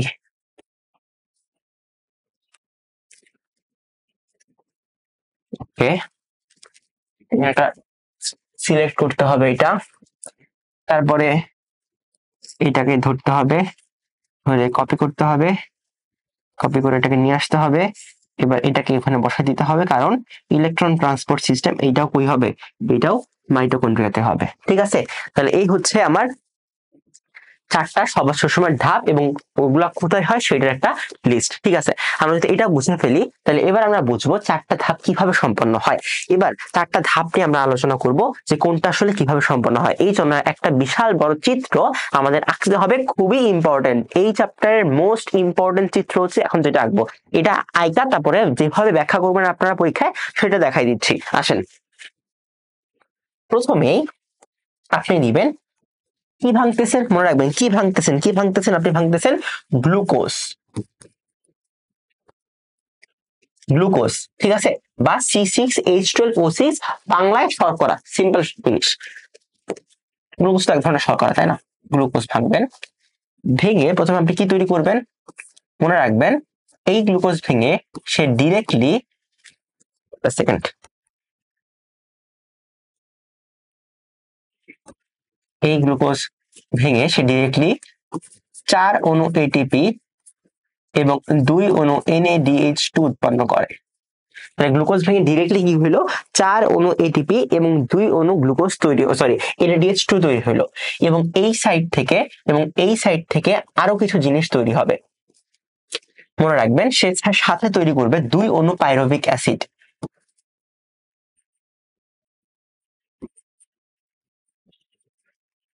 তার মানে এই পাশে তৈরি হবে 2 অণু, সরি এই পাশে 1 অণু তৈরি হইলো, আর এই পাশে আরেক অণু তৈরি হবে, পাইরুভিক অ্যাসিড। তাহলে মেইন কাহিনী কি হইলো আমাকে বলেন? গ্লুকোজ ভেঙে, এটা আপনাকে আগে বুঝাই, গ্লুকোজ ভেঙে পাইরুভিক অ্যাসিড তৈরি হইলো কয় অণু? এই যে 1 অণু, ওই যে 1 অণু, তার মানে 2 অণু গ্লুকোজ ভেঙে পাইরুভিক অ্যাসিড তৈরি হইলো। এই প্রসেসটাই হচ্ছে গ্লাইকোলাইসিস। যে গ্লাইকোলাইসিস প্রসেসে গ্লুকোজটা ভেঙে 2 অণু পাইরুভিক অ্যাসিড তৈরি হচ্ছে। তাহলে এই প্রসেসটার নাম কি? এই প্রসেসের নাম হচ্ছে গ্লাইকোলাইসিস। এবং এখানে কয় অণু দেখেন এটিপি তৈরি হয়েছে কয় অণু বলেন তো 4 অণু এটিপি তৈরি হয়েছে বাট এই গ্লুকোজটা সম্পন্ন করতে গ্লাইকোলাইসিস প্রসেসটা সম্পন্ন করতে 2 অণু এটিপি খরচ হয়ে যায় মানে এই প্রসেসটা ইউজ করতে 2 অণু এটিপি খরচ হয় এবং এই প্রসেসের নিট উৎপন্ন বা নিট প্রোডাক্ট কি সরি নিট প্রোডাক্ট তো না সে মোট তৈরি করে 4 অণু এটিপি তার মধ্যে 2 অণু সে খরচ করে ফেলছে তাহলে তার থাকায় কত 2 অণু এটিপি তাইলে সেখান থেকে 4 অণু এটিপি এবং NADH2 উৎপন্ন করে সাথে পাইরুভিক অ্যাসিড 2 অণু উৎপন্ন করে যেহেতু 4 অণু এটিপি তৈরি করতেছে যেখানে 2 অণু খরচ হয়ে যাচ্ছে এই কারণে এই প্রসেসে নিট উৎপাদন বা নিট প্রোডাকশন হচ্ছে 2 অণু এটিপি আর 2 অণু NADH2 আর হচ্ছে এই পাশে অ্যাসিড এরপর এরা কি করবে এরা পরবর্তী সৃষ্টি করবে ওকে এখান থেকে একটা জিনিস সৃষ্টি হবে তাই না এই এই ওকে সো এরা সৃষ্টি করবে অ্যাসিটাইল CoA অ্যাসিটাইল CoA কয় অণু এই পাশে এক অণু আর এই পাশে এক অণু অ্যাসিটাইল CoA লাগান লেখেন তাহলে অ্যাসিটাইল CoA সৃষ্টি হইলো অ্যাসিটাইল CoA সৃষ্টি হইলো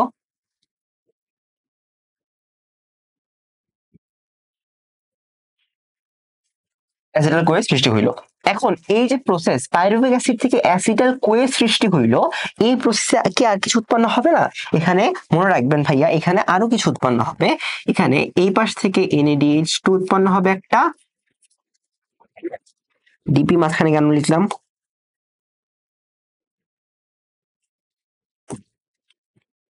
NADH2 আর এই পাশ থেকে আরেকটা NADH2 উৎপন্ন হবে সাথে কি বের হবে সাথে কার্বন ডাই অক্সাইড বের হবে সাথে কার্বন ডাই অক্সাইড বের হবে বুঝতে পারলাম আমরা তাহলে NADH2 NADH2 সাথে আমাদের কার্বন ডাই অক্সাইড বের হইলো তাহলে 2 অণু অ্যাসিটাইল CoA সৃষ্টি হইলো এই পাশেও 1 অণু অ্যাসিটাইল CoA এই পাশে 1 অণু অ্যাসিটাইল CoA সাথে তৈরি হইলো NADH2 এবং সাথে 2 অণু কার্বন ডাই অক্সাইড তৈরি হয়ে গেল আচ্ছা এরপরে অ্যাসিটাইল CoA কি বসে থাকবে না ভাইয়া এরা কি করবে এরা তৈরি করবে আবার এরা ক্রেবস সাইকেলে প্রবেশ করবে তাহলে এখান থেকে আমাদের একটা সাইকেল সৃষ্টি হবে সেটা হচ্ছে ক্রেবস সাইকেল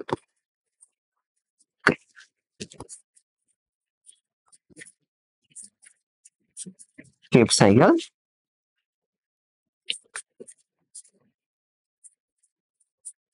ক্রেবস সাইকেল এখন প্রশ্ন হচ্ছে ভাইয়া যে ক্রেবস সাইকেল যে আমি তৈরি করলাম এখানে কি কি জিনিস তৈরি হবে প্রথমেই এখানে 3 অণু NADH2 1 অণু FADH2 এবং 1 মলিকিউল ATP তৈরি হবে বুঝাইতে পারলাম সরি জিটিপি তৈরি হবে সরি জিটিপি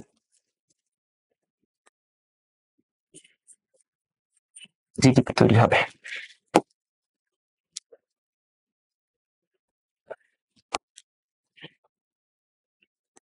তাহলে এটাকে আমরা একটু এই পাশে নিয়ে আসি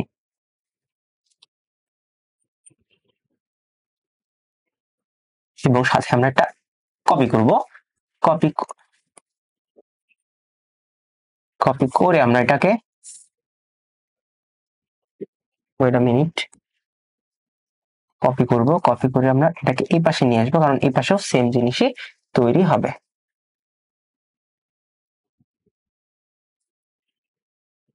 ওকে নাইস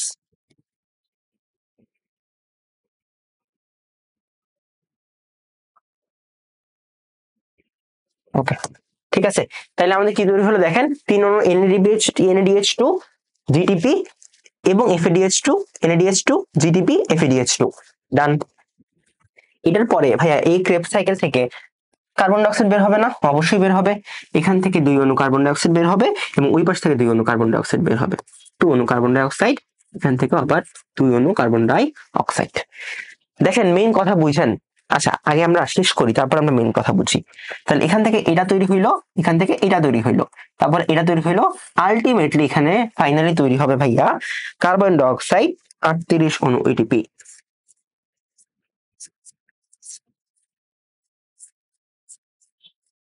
ATP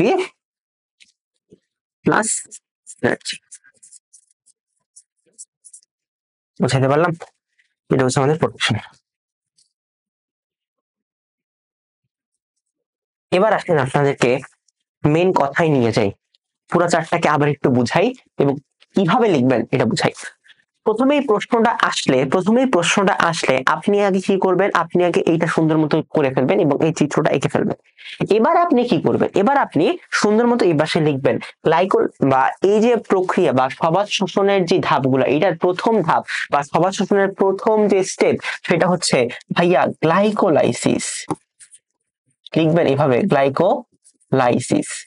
গ্লাইকোলাইসিস লেখার পরে এরকম একটা নীল কালি দিয়ে আপনি বর্ডার লাইন করলেন।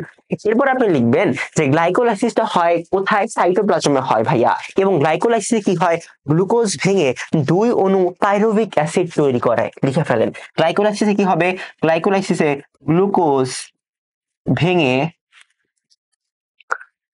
2 অণু পাইরুভিক অ্যাসিড। এটা সংকেত জানেন, এটা সংকেত মাঝে মাঝে জিজ্ঞেস করে, লিখে ফেলেন, এটা সংকেত লিখে ফেলেন। এটা সংকেত হচ্ছে C3H4O3। আচ্ছা, 2 অণু পাইরুভিক অ্যাসিড তৈরি হবে, উৎপন্ন হবে 4 অণু এটিপি এবং 2 অণু NADH2। এভাবে লিখে ফেলবেন। সাথে কি লিখবেন জানেন, গ্লাইকোলাইসিস সম্পন্ন করতে, এরপর লিখবেন গ্লাইকোলাইসিস সম্পন্ন করতে 2 অণু এটিপি খরচ হয়। ডান। যদি এটা ডান হয় ভাইয়া, যদি এটা ডান হয়, তাইলে এবার পরেরটাতে আসেন।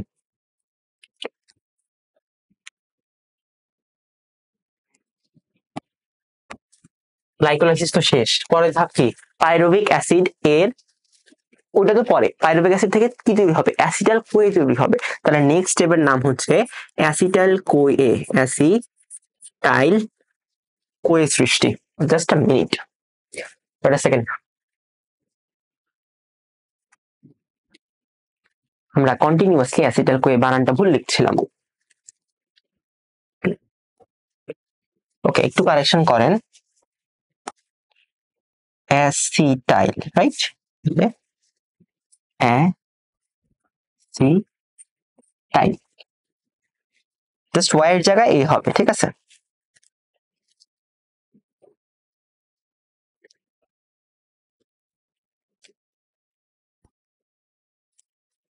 ওকে, তাহলে এখানেও হবে কি, ওয়াই এর জায়গায় এ হবে।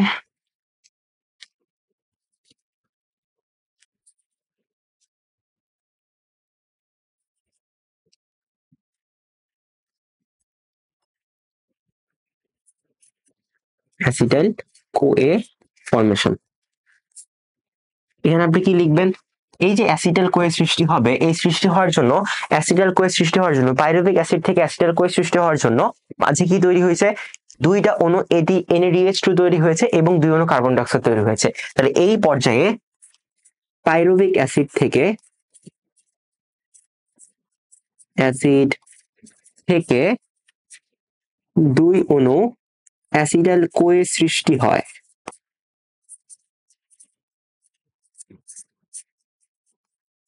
সাথে আপনি আর কি সৃষ্টি হইতে দেখছেন, আপনি দেখছেন এখানে সৃষ্টি হয় হচ্ছে 2 অণু NADH2 এবং 2 অণু কার্বন ডাই অক্সাইড। ডান। এবার এই অ্যাসিডাল কই গেছে, ক্রেবস সাইকেলে গেছে। এটা আবার এবার আপনাকে এটা লিখতে হবে। এটা লেখার জায়গা কই, জায়গা মানে সিধারান, এটাকে উপরে তুলে দেন একটু, তারপরে এইটাকে উপরে তুলে দেন,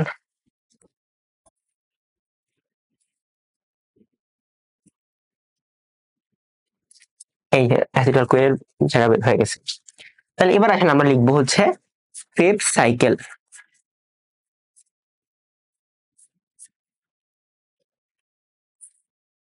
তাহলে অ্যাসিডাল কোয়ে যখন ক্রেবস সাইকেলে প্রবেশ করলো,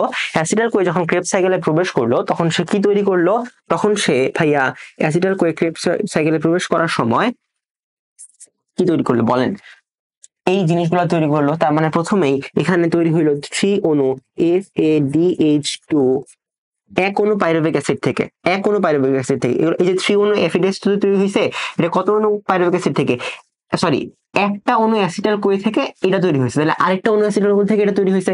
তার মানে এক অণু থেকে যদি 3 FeDH2 তৈরি হয়, তাহলে এটা কয়বার তৈরি হয়েছে? 2বার তৈরি হয়েছে না? কারণ 2 অণু থেকে দুইটা 3 FeDH2 পাবো, তার মানে আলটিমেটলি আমরা কত পাবো বলেন? 6 অণু FeDH পাবো। তার মানে আমরা ক্রেবস সাইকেলে 6 অণু মোট FeDH2 না তো NaDH2, NaDH2, ঠিক আছে, NaDH2 Na। তার মানে আমরা এক অণু অ্যাসিডাল কোই থেকে 3 অণু NaDH2 যদি পাই, তাহলে 2 অণু NaDH2 থেকে 6 অণু NaDH2 পাবো। যদি আমরা 2 অণু NaDH2 থেকে 6 অণু NaDH2 পাই, তাহলে বাকিগুলোও কি হবে? ডাবল হবে। তার মানে আমরা এখানে পাচ্ছি আরো কি পাচ্ছি বলেন? FeDH2 পাচ্ছি। কয়টা পাইছি? এখানে একটা পাইছি, তাহলে 2 গুণ করলে কত হবে? 2 গুণ করলে হবে ভাইয়া 2 অণু FeDH2 পাচ্ছি। সেম ভাবে আমরা ভাইয়া এখানে পাইছি GTP, সাথে পাইছি কয়টা? 2টা পাইছি, তার মানে এখানে 2 অণু GTP পাবো। আমরা এখানে কার্বন ডাই অক্সাইড পাইছি 2 অণু কার্বন ডাই অক্সাইড একটা থেকে, তাহলে 2টা থেকে কত অণু কার্বন ডাই অক্সাইড পাবো আমরা ভাইয়া? 2টা থেকে আমরা 4 অণু কার্বন ডাই অক্সাইড পাবো। এই জিনিসপত্রগুলা এই লেখাটা লিখে সুন্দর বক্স করে এই জিনিসটা লিখে দিবেন, তাইলেই ডান। তাহলে দেখেন ক্রেবস সাইকেল আমরা এই জিনিসগুলো পেয়ে গেলাম। লাস্টে আছে কি আপনার? লাস্টে আরেকটা জিনিস আছে আপনার, সেটা হচ্ছে ভাইয়া ইলেকট্রন ট্রান্সপোর্ট চেইন, ETS বা ইলেকট্রন ট্রান্সপোর্ট সিস্টেম, শর্টকাটে লিখে দিলাম। তাহলে ETS এ কি হয়? এই যে NaDH2 এবং FeDH2 উৎপন্ন হয়েছিল, এরা জারিত হয় বা এরা এখান থেকে এনার্জি তৈরি হয়। তাহলে এখানে কি হয়? এখানে NaDH2 এবং FeDH2 এগুলো থেকে এখানে এনার্জি তৈরি হচ্ছে। শেষ। তাহলে দেখেন আমাদের এই যে এই চিত্রটা আঁকবেন, সাথে এই জিনিসগুলো লিখবেন, তাহলে আপনার পরীক্ষায় খাতায় মার্কস আপনি 4-এ 4 দেখতে পারবেন। আমি কি বুঝাইতে পারছি? সবকিছু একদম ডিটেলসে ব্যাখ্যা করার চেষ্টা করছি, ঠিক আছে? চিত্র আঁকাই দিছি, কেমন লিখবেন এটা দেখাই দিছি। এরপরে জাস্ট ক্লাসের নোটটা পড়ে বাসায় চলে যাবেন, পরীক্ষা হলে চলে যাবেন, ঠিকভাবে দিয়ে আসবেন। তাহলে দেখেন আমাদের সবাদ শোষণের পার্ট গুলা কোনটা কিভাবে হচ্ছে, কোনটা থেকে কি তৈরি হচ্ছে, কোনটা গিয়ে কি তৈরি করতেছে, সবগুলা কিন্তু ক্লিয়ার। এবার আসেন মোট এটিপি কত তৈরি হইলো আলটিমেটলি, এটা একটু হিসাব করি। সো দিস উইল বি, এই স্লাইডটা আমার কোনো দরকার নাই, কারণ এই স্লাইডটা আমার প্রয়োজন হয় নাই। So you are deleted. Okay, এবার আমরা একটু এটিপি ক্যালকুলেশন করি। এটিপি ক্যালকুলেশন করি, খুবই ইম্পর্টেন্ট স্লাইড ভাইয়া, খুবই ইম্পর্টেন্ট স্লাইড। ওই যে চিত্রটা এবং এটা দুইটা মুখস্থ করে থাকতে হবে, ঠিক আছে? দেখেন গ্লাইকোলাইসিসে আসেন, প্রথমে কই আসবেন? প্রথমে আসবেন আপনি গ্লাইকোলাইসিসে। গ্লাইকোলাইসিস কই হইছে? সাইটোপ্লাজমে হইছে। দেখেন কি কি তৈরি হয়েছিল? 2 অণু পাইরুভিক অ্যাসিড তৈরি হয়েছিল, ট্রু। 2 অণু NaDH2 উৎপন্ন হয়েছিল, ট্রু। এবং 4 অণু ATP তৈরি হয়েছিল, ট্রু। কিন্তু কি বলছিলাম? 2 অণু ATP চলে গেছে না? দেখেন 2 অণু ATP কিন্তু চলে গেছে। তার মানে 4 অণু থেকে 2 অণু গেলে বাকি থাকে কয় অণু ভাইয়া? 2 অণু বাকি থাকে। তার মানে এই পর্যায়ে এই যে 4 অণু ATP তৈরি হয়েছিল, এখান থেকে 2 অণু ATP চলে গেছে, বাকি আছে কত অণু ATP? 2 অণু ATP তৈরি হয়েছে। আপনার মাথায় একটা কোটি টাকার প্রশ্ন আছে, আমি জানি, সেটা হচ্ছে এই চিপার 6 অণু ATP ভাই কোত্থেকে আসলো? এটা কোত্থেকে আসলো জানেন? এই জায়গায় দেখেন, 1 molecule NaDH2 equal to 3 molecule ATP। তার মানে ওই যে বললাম NaDH2 থেকে কই গেছিল? NaDH2 ইলেকট্রন ট্রান্সপোর্ট সিস্টেমে গেছিল, এখান থেকে এনার্জি তৈরি হয়েছিল বা ATP তৈরি হয়েছিল। কেমনে তৈরি হয়েছিল? এই যে একটা অণু NaDH2 থেকে, কি বললাম? এক অণু NaDH, দাঁড়ান ব্যবস্থা করতেছে। তাইলে এক অণু NaDH2 থেকে, তাহলে আমাদের যখন এটা গেছিল তখন 1 অণু NaDH2 থেকে আমাদের 3 অণু ATP তৈরি হবে। তাহলে এক অণু NaDH2 থেকে যদি 3 অণু ATP তৈরি হয়, NaDH2 আছে এই জায়গায় 2 মলিকিউল বা 2 অণু, তাহলে ATP তৈরি হবে কত মলিকিউল? 6 মলিকিউল। বুঝাইতে পারলাম আমরা? তাহলে 6 ATP কিন্তু তৈরি হয়ে গেছে। এবার আসেন, তাহলে এখানে 6 আর 2 কত হইলো গ্লাইকোলাইসিসে? মোট হইলো এখানে 8 অণু ATP। মোট কত অণু ATP হইলো? মোট হলো 8 অণু এটিপি। এবার আসেন অ্যাসিটাল কোয়ে ফরমেশন। এখানে কি হচ্ছে, এখানে 2 অণু অ্যাসিটাল কোয়ে তৈরি হয়েছে, 2 অণু অ্যাসিটাল কোয়ে তৈরি হয়েছে। তারপর কি তৈরি হয়েছে, কার্বন ডাই অক্সাইড তৈরি হয়েছে। কয় অণু, 2 অণু কার্বন ডাই অক্সাইড তৈরি হয়েছে। তারপরে কি তৈরি হয়েছে, 2 অণু এনএডিএইচ তৈরি হয়েছে। আমরা আগেই দেখছি এটা 2 অণু এনএডিএইচ তৈরি হয়েছে। আমার প্রশ্ন হচ্ছে 1 অণু এনএডিএইচ থেকে যদি আমরা 3 অণু এটিপি পাই, তাহলে 2 অণু এনএডিএইচ থেকে আমরা কত অণু এটিপি পাবো, 6 অণু এটিপি পাবো। কেন 6 অণু এটিপি পাবো, কারণ 1 অণু থেকে 3 অণু NADH2, তার মানে 2 অণু থেকে 2 × 3 = 6 অণু এটিপি আমরা পেয়ে গেলাম। সাথে কি পাইছি, কার্বন ডাই অক্সাইড পাইছি। কত অণু কার্বন ডাই অক্সাইড, 2 অণু carbon die oxide. Krebs cycle আসেন, অনেক কিছু তৈরি হয়েছে ভাইয়া। NADH2 তৈরি হয়েছে, কয়টা তৈরি হয়েছে, 6টা তৈরি হয়েছে। একটা NADH2 যদি 3টা এটিপি তৈরি করে, আপনি চোখ বন্ধ করে মাথা ঠান্ডা করে বলেন 6টা NADH2 কয়টা এটিপি তৈরি করবে, 18টা এটিপি তৈরি করবে। ক্রিস্টাল ক্লিয়ার সম্পর্ক। এবার আসেন FADH2, এই FADH2 থেকে এটিপি কেন তৈরি করব, এই যে দেখেন লেখা আছে ভাইয়া, 1 অণু FADH2 2 অণু এটিপি তৈরি করে। তার মানে যদি 1 অণু FADH2 2 অণু এটিপি তৈরি করে, আপনি আমাকে বলেন তো 2 অণু FADH2 কয় অণু এটিপি তৈরি করবে, 4 অণু, কারণ এখানে 2 × 2 ছিল, রাইট। আর লাস্টে 2 অণু জিটিপি, এই জিটিপি থেকে কত অণু এটিপি তৈরি হবে, দেখেন লেখা আছে 1 মলিকিউল জিটিপি সমান 1 মলিকিউল এটিপি। তার মানে একটা জিটিপি থেকে ভাইয়া, একটা জিটিপি থেকে 1 অণু এটিপি আসতেছে, তাই না? তাহলে 2 অণু জিটিপি থেকে কয় অণু এটিপি আসবে, 2 অণু এটিপি আসবে। বুঝতে পারছি আমি? যদি এটা বুঝে থাকেন, এবার আপনি এটিপি হিসাব করেন। যে কত অণু এটিপি আসলো, হিসাব করেন। এখানে হয়েছে 8টা, তাহলে 8 8 আর 6 কত, 14। তাহলে 14 আর 2 16, 16 আর 4 20, 20 আর 18 কত হয়, 20 আর 18 হয় total ATP is equal to 38 বা 38 অণু ATP. Total carbon die oxide কত হয়েছে, এখানে 4, ওইখানে হয়ে গেল, এখানে 2, তাহলে টোটাল কার্বন ডাই অক্সাইড কত হইল, 6 অণু কার্বন ডাই অক্সাইড। এবার রিঅ্যাকশনে যান। কই রিঅ্যাকশন লিখছি, রিঅ্যাকশন কই লিখছি, এই যে রিঅ্যাকশন লিখছি। কার্বন ডাই অক্সাইড কত অণু উৎপন্ন হয়েছে, 6 অণু কার্বন ডাই অক্সাইড। ঠিক আছে, তাহলে এই গেল হচ্ছে আবার সবার শোষণ। এটিপি ক্যালকুলেশন শেষ, সবার শোষণ শেষ। আসেন অবাধ শোষণে আসেন। অবাধ শোষণটা খুবই সিম্পল, পরীক্ষায় আসে না, আপনি জাস্ট কয়েকটা লাইন লিখবেন। প্রথমে এটা রিঅ্যাকশনটা লেখেন, বলেন অ্যারোবিক তো বুঝলাম, অ্যানারোবিকের কাহিনী কি, এখানে অক্সিজেন থাকবে না, কি থাকবে না, অক্সিজেন থাকবে না। তাহলে রিঅ্যাকশনটা হচ্ছে এরকম, C6H12O6 এটা বিক্রিয়া করবে বিভিন্ন এনজাইমের সাহায্যে, বিক্রিয়া করে ও তৈরি করবে 2 অণু ইথাইল অ্যালকোহল, তাহলে CH3OH বা ইথাইল, তো তাহলে CH3CH2OH, তাহলে ইথাইল অ্যালকোহল। তারপরে কি তৈরি করবে, 2 অণু কার্বন ডাই অক্সাইড উৎপন্ন করবে, সাথে ও শক্তি তৈরি করবে, কত অণু, 56 কিলো ক্যালোরি পার মোল। এই হচ্ছে রিঅ্যাকশন। উপরে কি থাকবে, নো অক্সিজেন, অক্সিজেন নাই, সাথে কি আছে, এখানে কি আছে, এখানে আছে এনজাইম, বিভিন্ন এনজাইম।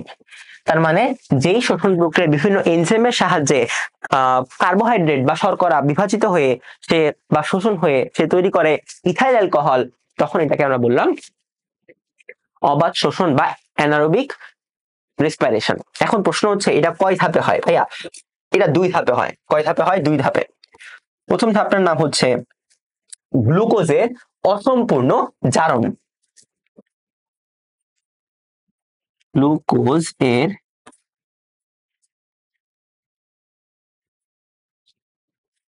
অসম্পূর্ণ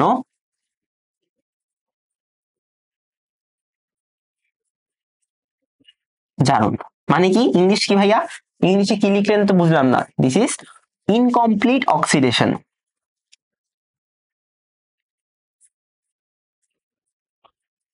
ইনকমপ্লিট অক্সিডেশন অফ গ্লুকোজ। ঠিক আছে, তাহলে এটার মধ্যে কি হবে ভাইয়া, আপনি আমাকে বলেন, এই যে কাহিনী লিখলেন ইনকমপ্লিট অক্সিডেশন, অনেক বড় বড় কথা লিখলেন, এটার মানে কি?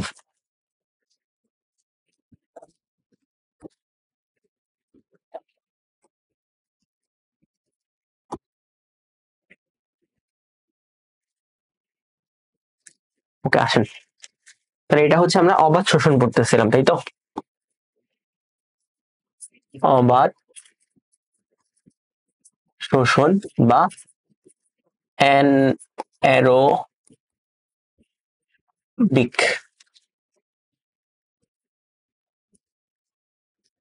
ওকে, তাহলে এখানে কি তৈরি হবে? এখানেও আমরা দেখছিলাম গ্লাইকোলাইসিস পর্যায়ে কই হয়, সাইটোপ্লাজম হয়, এবং গ্লাইকোলাইসিস পর্যায়ে কি তৈরি হয়?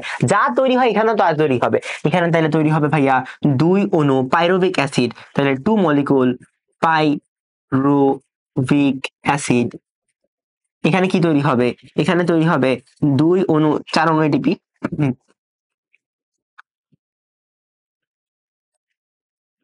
4 অণু এটিপি, যেইটার কি বলেন 2 অণু খরচ হয়ে যায়, তাই না? 2 অণু খরচ হয়ে যায়, তাহলে 4 অণুর মধ্যে 2 অণু খরচ হয়ে গেছে, তাই না? তাহলে থাকে কত? 2 অণু। সাথে কি তৈরি হয়? 2 অণু NADH2 তৈরি হয় এবং কার্বন ডাই অক্সাইড তৈরি হয়। বুঝাইতে পারছি আমি? বুঝাইতে পারছি?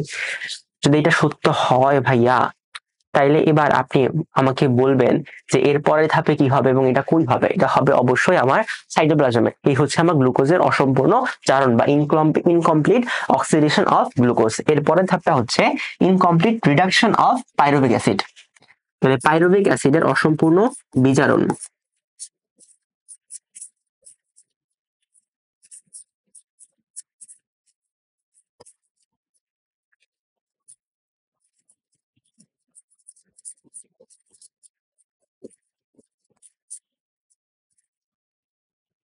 বা এটার ইংলিশটা কি ভাইয়া? এটার ইংলিশ টার্মটা হচ্ছে ইনকমপ্লিট রিডাকশন, তাই না? Incomplete reduction of C3H4O3। এইটা কি লিখছি এরপরে যদি কেউ জিজ্ঞেস করেন মাথার উপর বাড়ি পড়বে। হ্যাঁ, C3H4O3, এটা হচ্ছে কি বলে, বলেন এটা কি? এটা হচ্ছে পাইরুভিক অ্যাসিড। এই হচ্ছে 2 নাম্বার ধাপ। কার ধাপ? অ্যানারোবিক রিঅ্যাকশন বা অ্যানারোবিক রেসপিরেশনের 2 নাম্বার ধাপ। এখানে কি হবে? এখানে সুন্দর মতো করে একটা ইথাইল অ্যালকোহল তৈরি হয়ে যাবে, তাই না? এখানে পাইরুভিক অ্যাসিডের রিডাকশন ঘটে ইথাইল অ্যালকোহল বা ইথানল তৈরি হয়।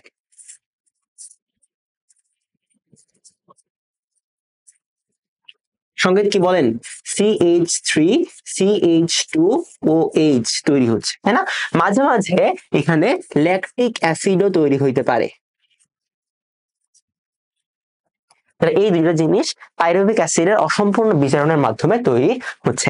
তাহলে গ্লুকোজের অসম্পূর্ণ জারণে এগুলো তৈরি হচ্ছে, পাইরুভিক অ্যাসিডের অসম্পূর্ণ বিজারণে এগুলো তৈরি হচ্ছে। এই হচ্ছে 2টা ধাপ, যে 2টা ধাপে মূলত আমাদের এই যে অবাধ শোষণ, এই অবাধ শোষণটা সম্পূর্ণ হয়।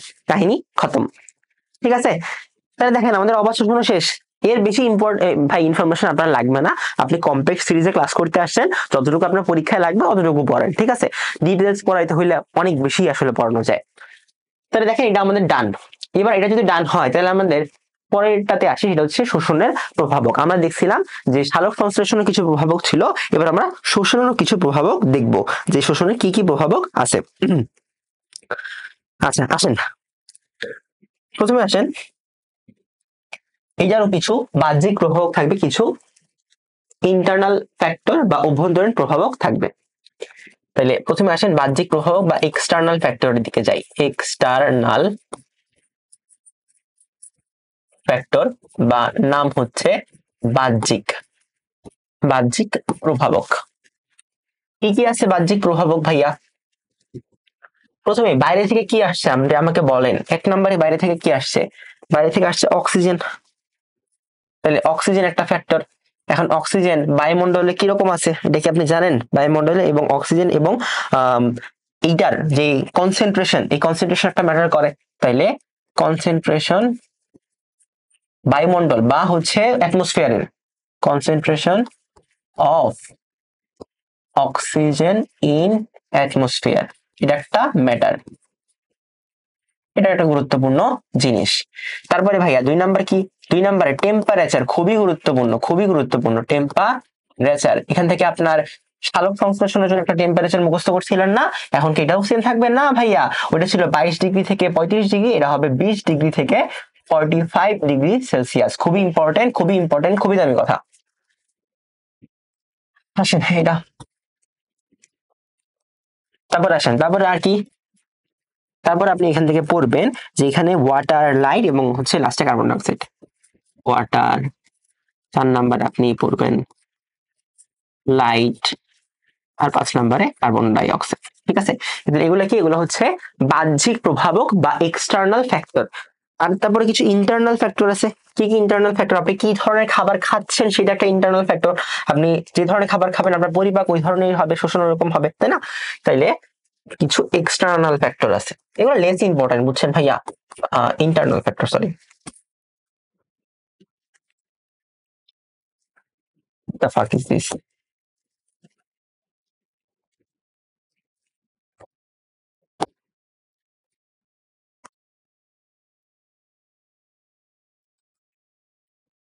আচ্ছা, এটা থাক আপাতত। ঠিক আছে, তাহলে এটা হচ্ছে শোষণের প্রভাবক।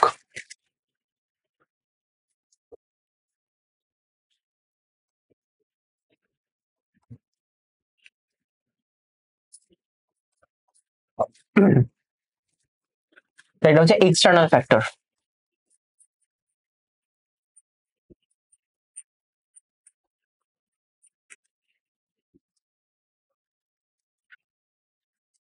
ও আচ্ছা, এটা তো ইন্টারনাল ফ্যাক্টর, তাই না? সরি সরি, এক্সট্রিমলি সরি, এটা হবে ইন্টারনাল। এক্সটার্নাল আমরা পড়ে ফেলছি।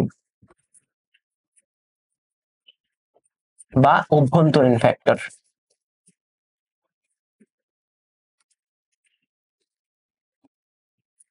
কি কি থাকবে? কম্পোজিশন অফ ফুড, অর্থাৎ খাদ্যের ধরন, খাদ্যের উপাদান একটা, তাই না? খাদ্যের উপাদান, কি ধরনের খাদ্য খাচ্ছেন, খাদ্যের উপাদান কি। তারপর এখানে কি কি থাকবে? আর এখানে থাকবে হচ্ছে আপনার বিভিন্ন এনজাইমের কার্যকারিতা, কারণ আমরা দেখছিলাম বিভিন্ন এনজাইম এখানে ছিল।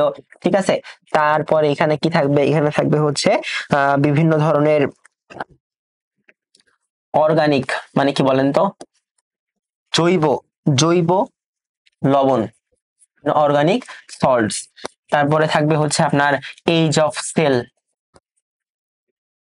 বা এটাকে আমরা বাংলায় বললাম কোষের বয়স। হ্যাঁ, এই জিনিসপত্রগুলো হচ্ছে আপনার MCQ, important for MCQ. So এগুলো এক্সটার্নাল ফ্যাক্টর, ইন্টারনাল ফ্যাক্টর। ঠিক আছে, তাহলে আমরা শোষণের প্রভাবকও পড়ে ফেললাম।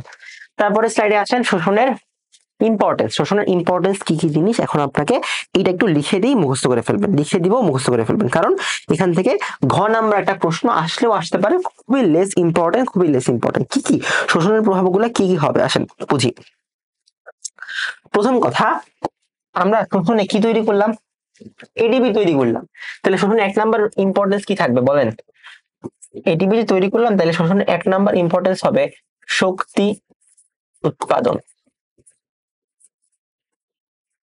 তাই না? 1 নাম্বার ইম্পর্টেন্স কি হবে? শক্তি উৎপাদন নিতে হবে। এবার আপনি বলেন এখানে কি লিখবেন? এখানে আপনি লিখবেন যে আপনি কতটুকু শক্তি উৎপাদন করছেন। আপনি লিখবেন সবার শোষণ এখানে 686 কিলো ক্যালোরি পার মোল তাপ শক্তি উৎপন্ন হয়। এটিপি কয়টা তৈরি হয়? 38 অণু এটিপি তৈরি হয়। এগুলো একটু লিখে ফেলবেন। হ্যাঁ, যেগুলো কিসের জন্য ইম্পর্টেন্ট? আপনার নিজস্ব বডির প্রোডাকশন বা আপনার নিজস্ব বডির কার্যক্ষমতা বাড়ানোর জন্য ইম্পর্টেন্ট। তারপরে দেখেন জীবদেহের বৃদ্ধি হয়, এই যে শক্তি উৎপন্ন হচ্ছে, এই শক্তি উৎপন্নের মাধ্যমে জীবদেহ কি করতেছে? বিভিন্ন কোষ বিভাজন করতেছে। তাহলে জীব দেহের বৃদ্ধি সাধিত হচ্ছে।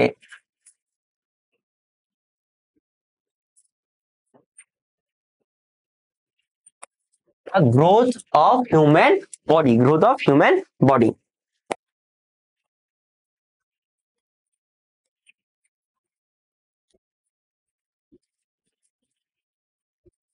ওটা কি ছিল? ওটা ছিল প্রোডাকশন অফ এনার্জি। ঠিক আছে, তারপরে আসেন 3 নাম্বার বৈশিষ্ট্য বা 3 নাম্বার ইম্পর্টেন্স কি? জীবদেহের বিভিন্ন নতুন কোষ এবং টিস্যু তৈরি হয়।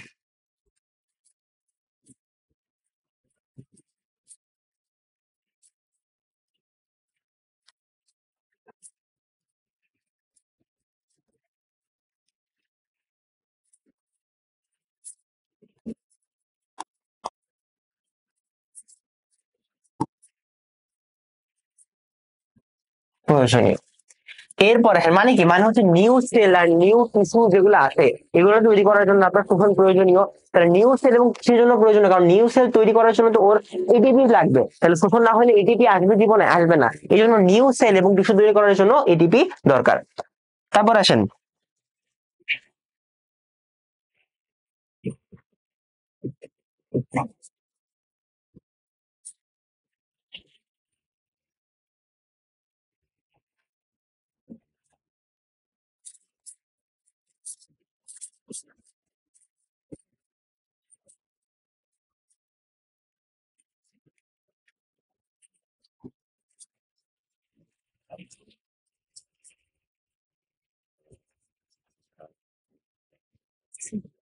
তাহলে আসেন বিভিন্ন জৈব বিক্রিয়া বা অর্গানিক যতগুলো রিয়াকশন আছে এই রিয়াকশন গুলোর জন্য তো এটিপি প্রয়োজন, যেটা আমি শুরুতে বোঝাইছিলাম যে এটিপি বিভিন্ন রিয়াকশনের জন্য ইম্পর্টেন্ট, তাহলে বিভিন্ন অর্গানিক রিয়াকশনের জন্য এটিপি প্রয়োজন। তারপরে 5 নাম্বার আপনি কি লিখবেন?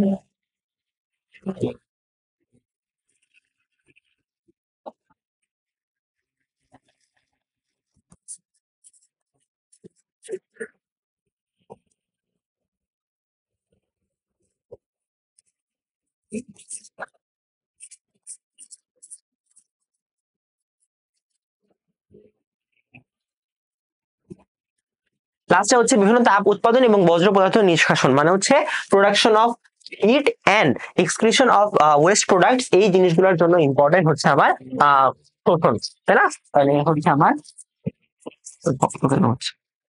তাহলে হিট প্রোডাকশন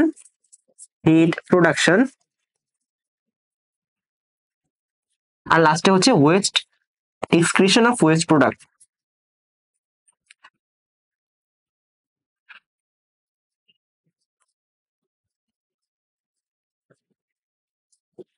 এই জিনিসগুলোর জন্য আমার শোষণ প্রয়োজন। শেষ, ডান, খতম, আমাদের পড়ালেখাও শেষ।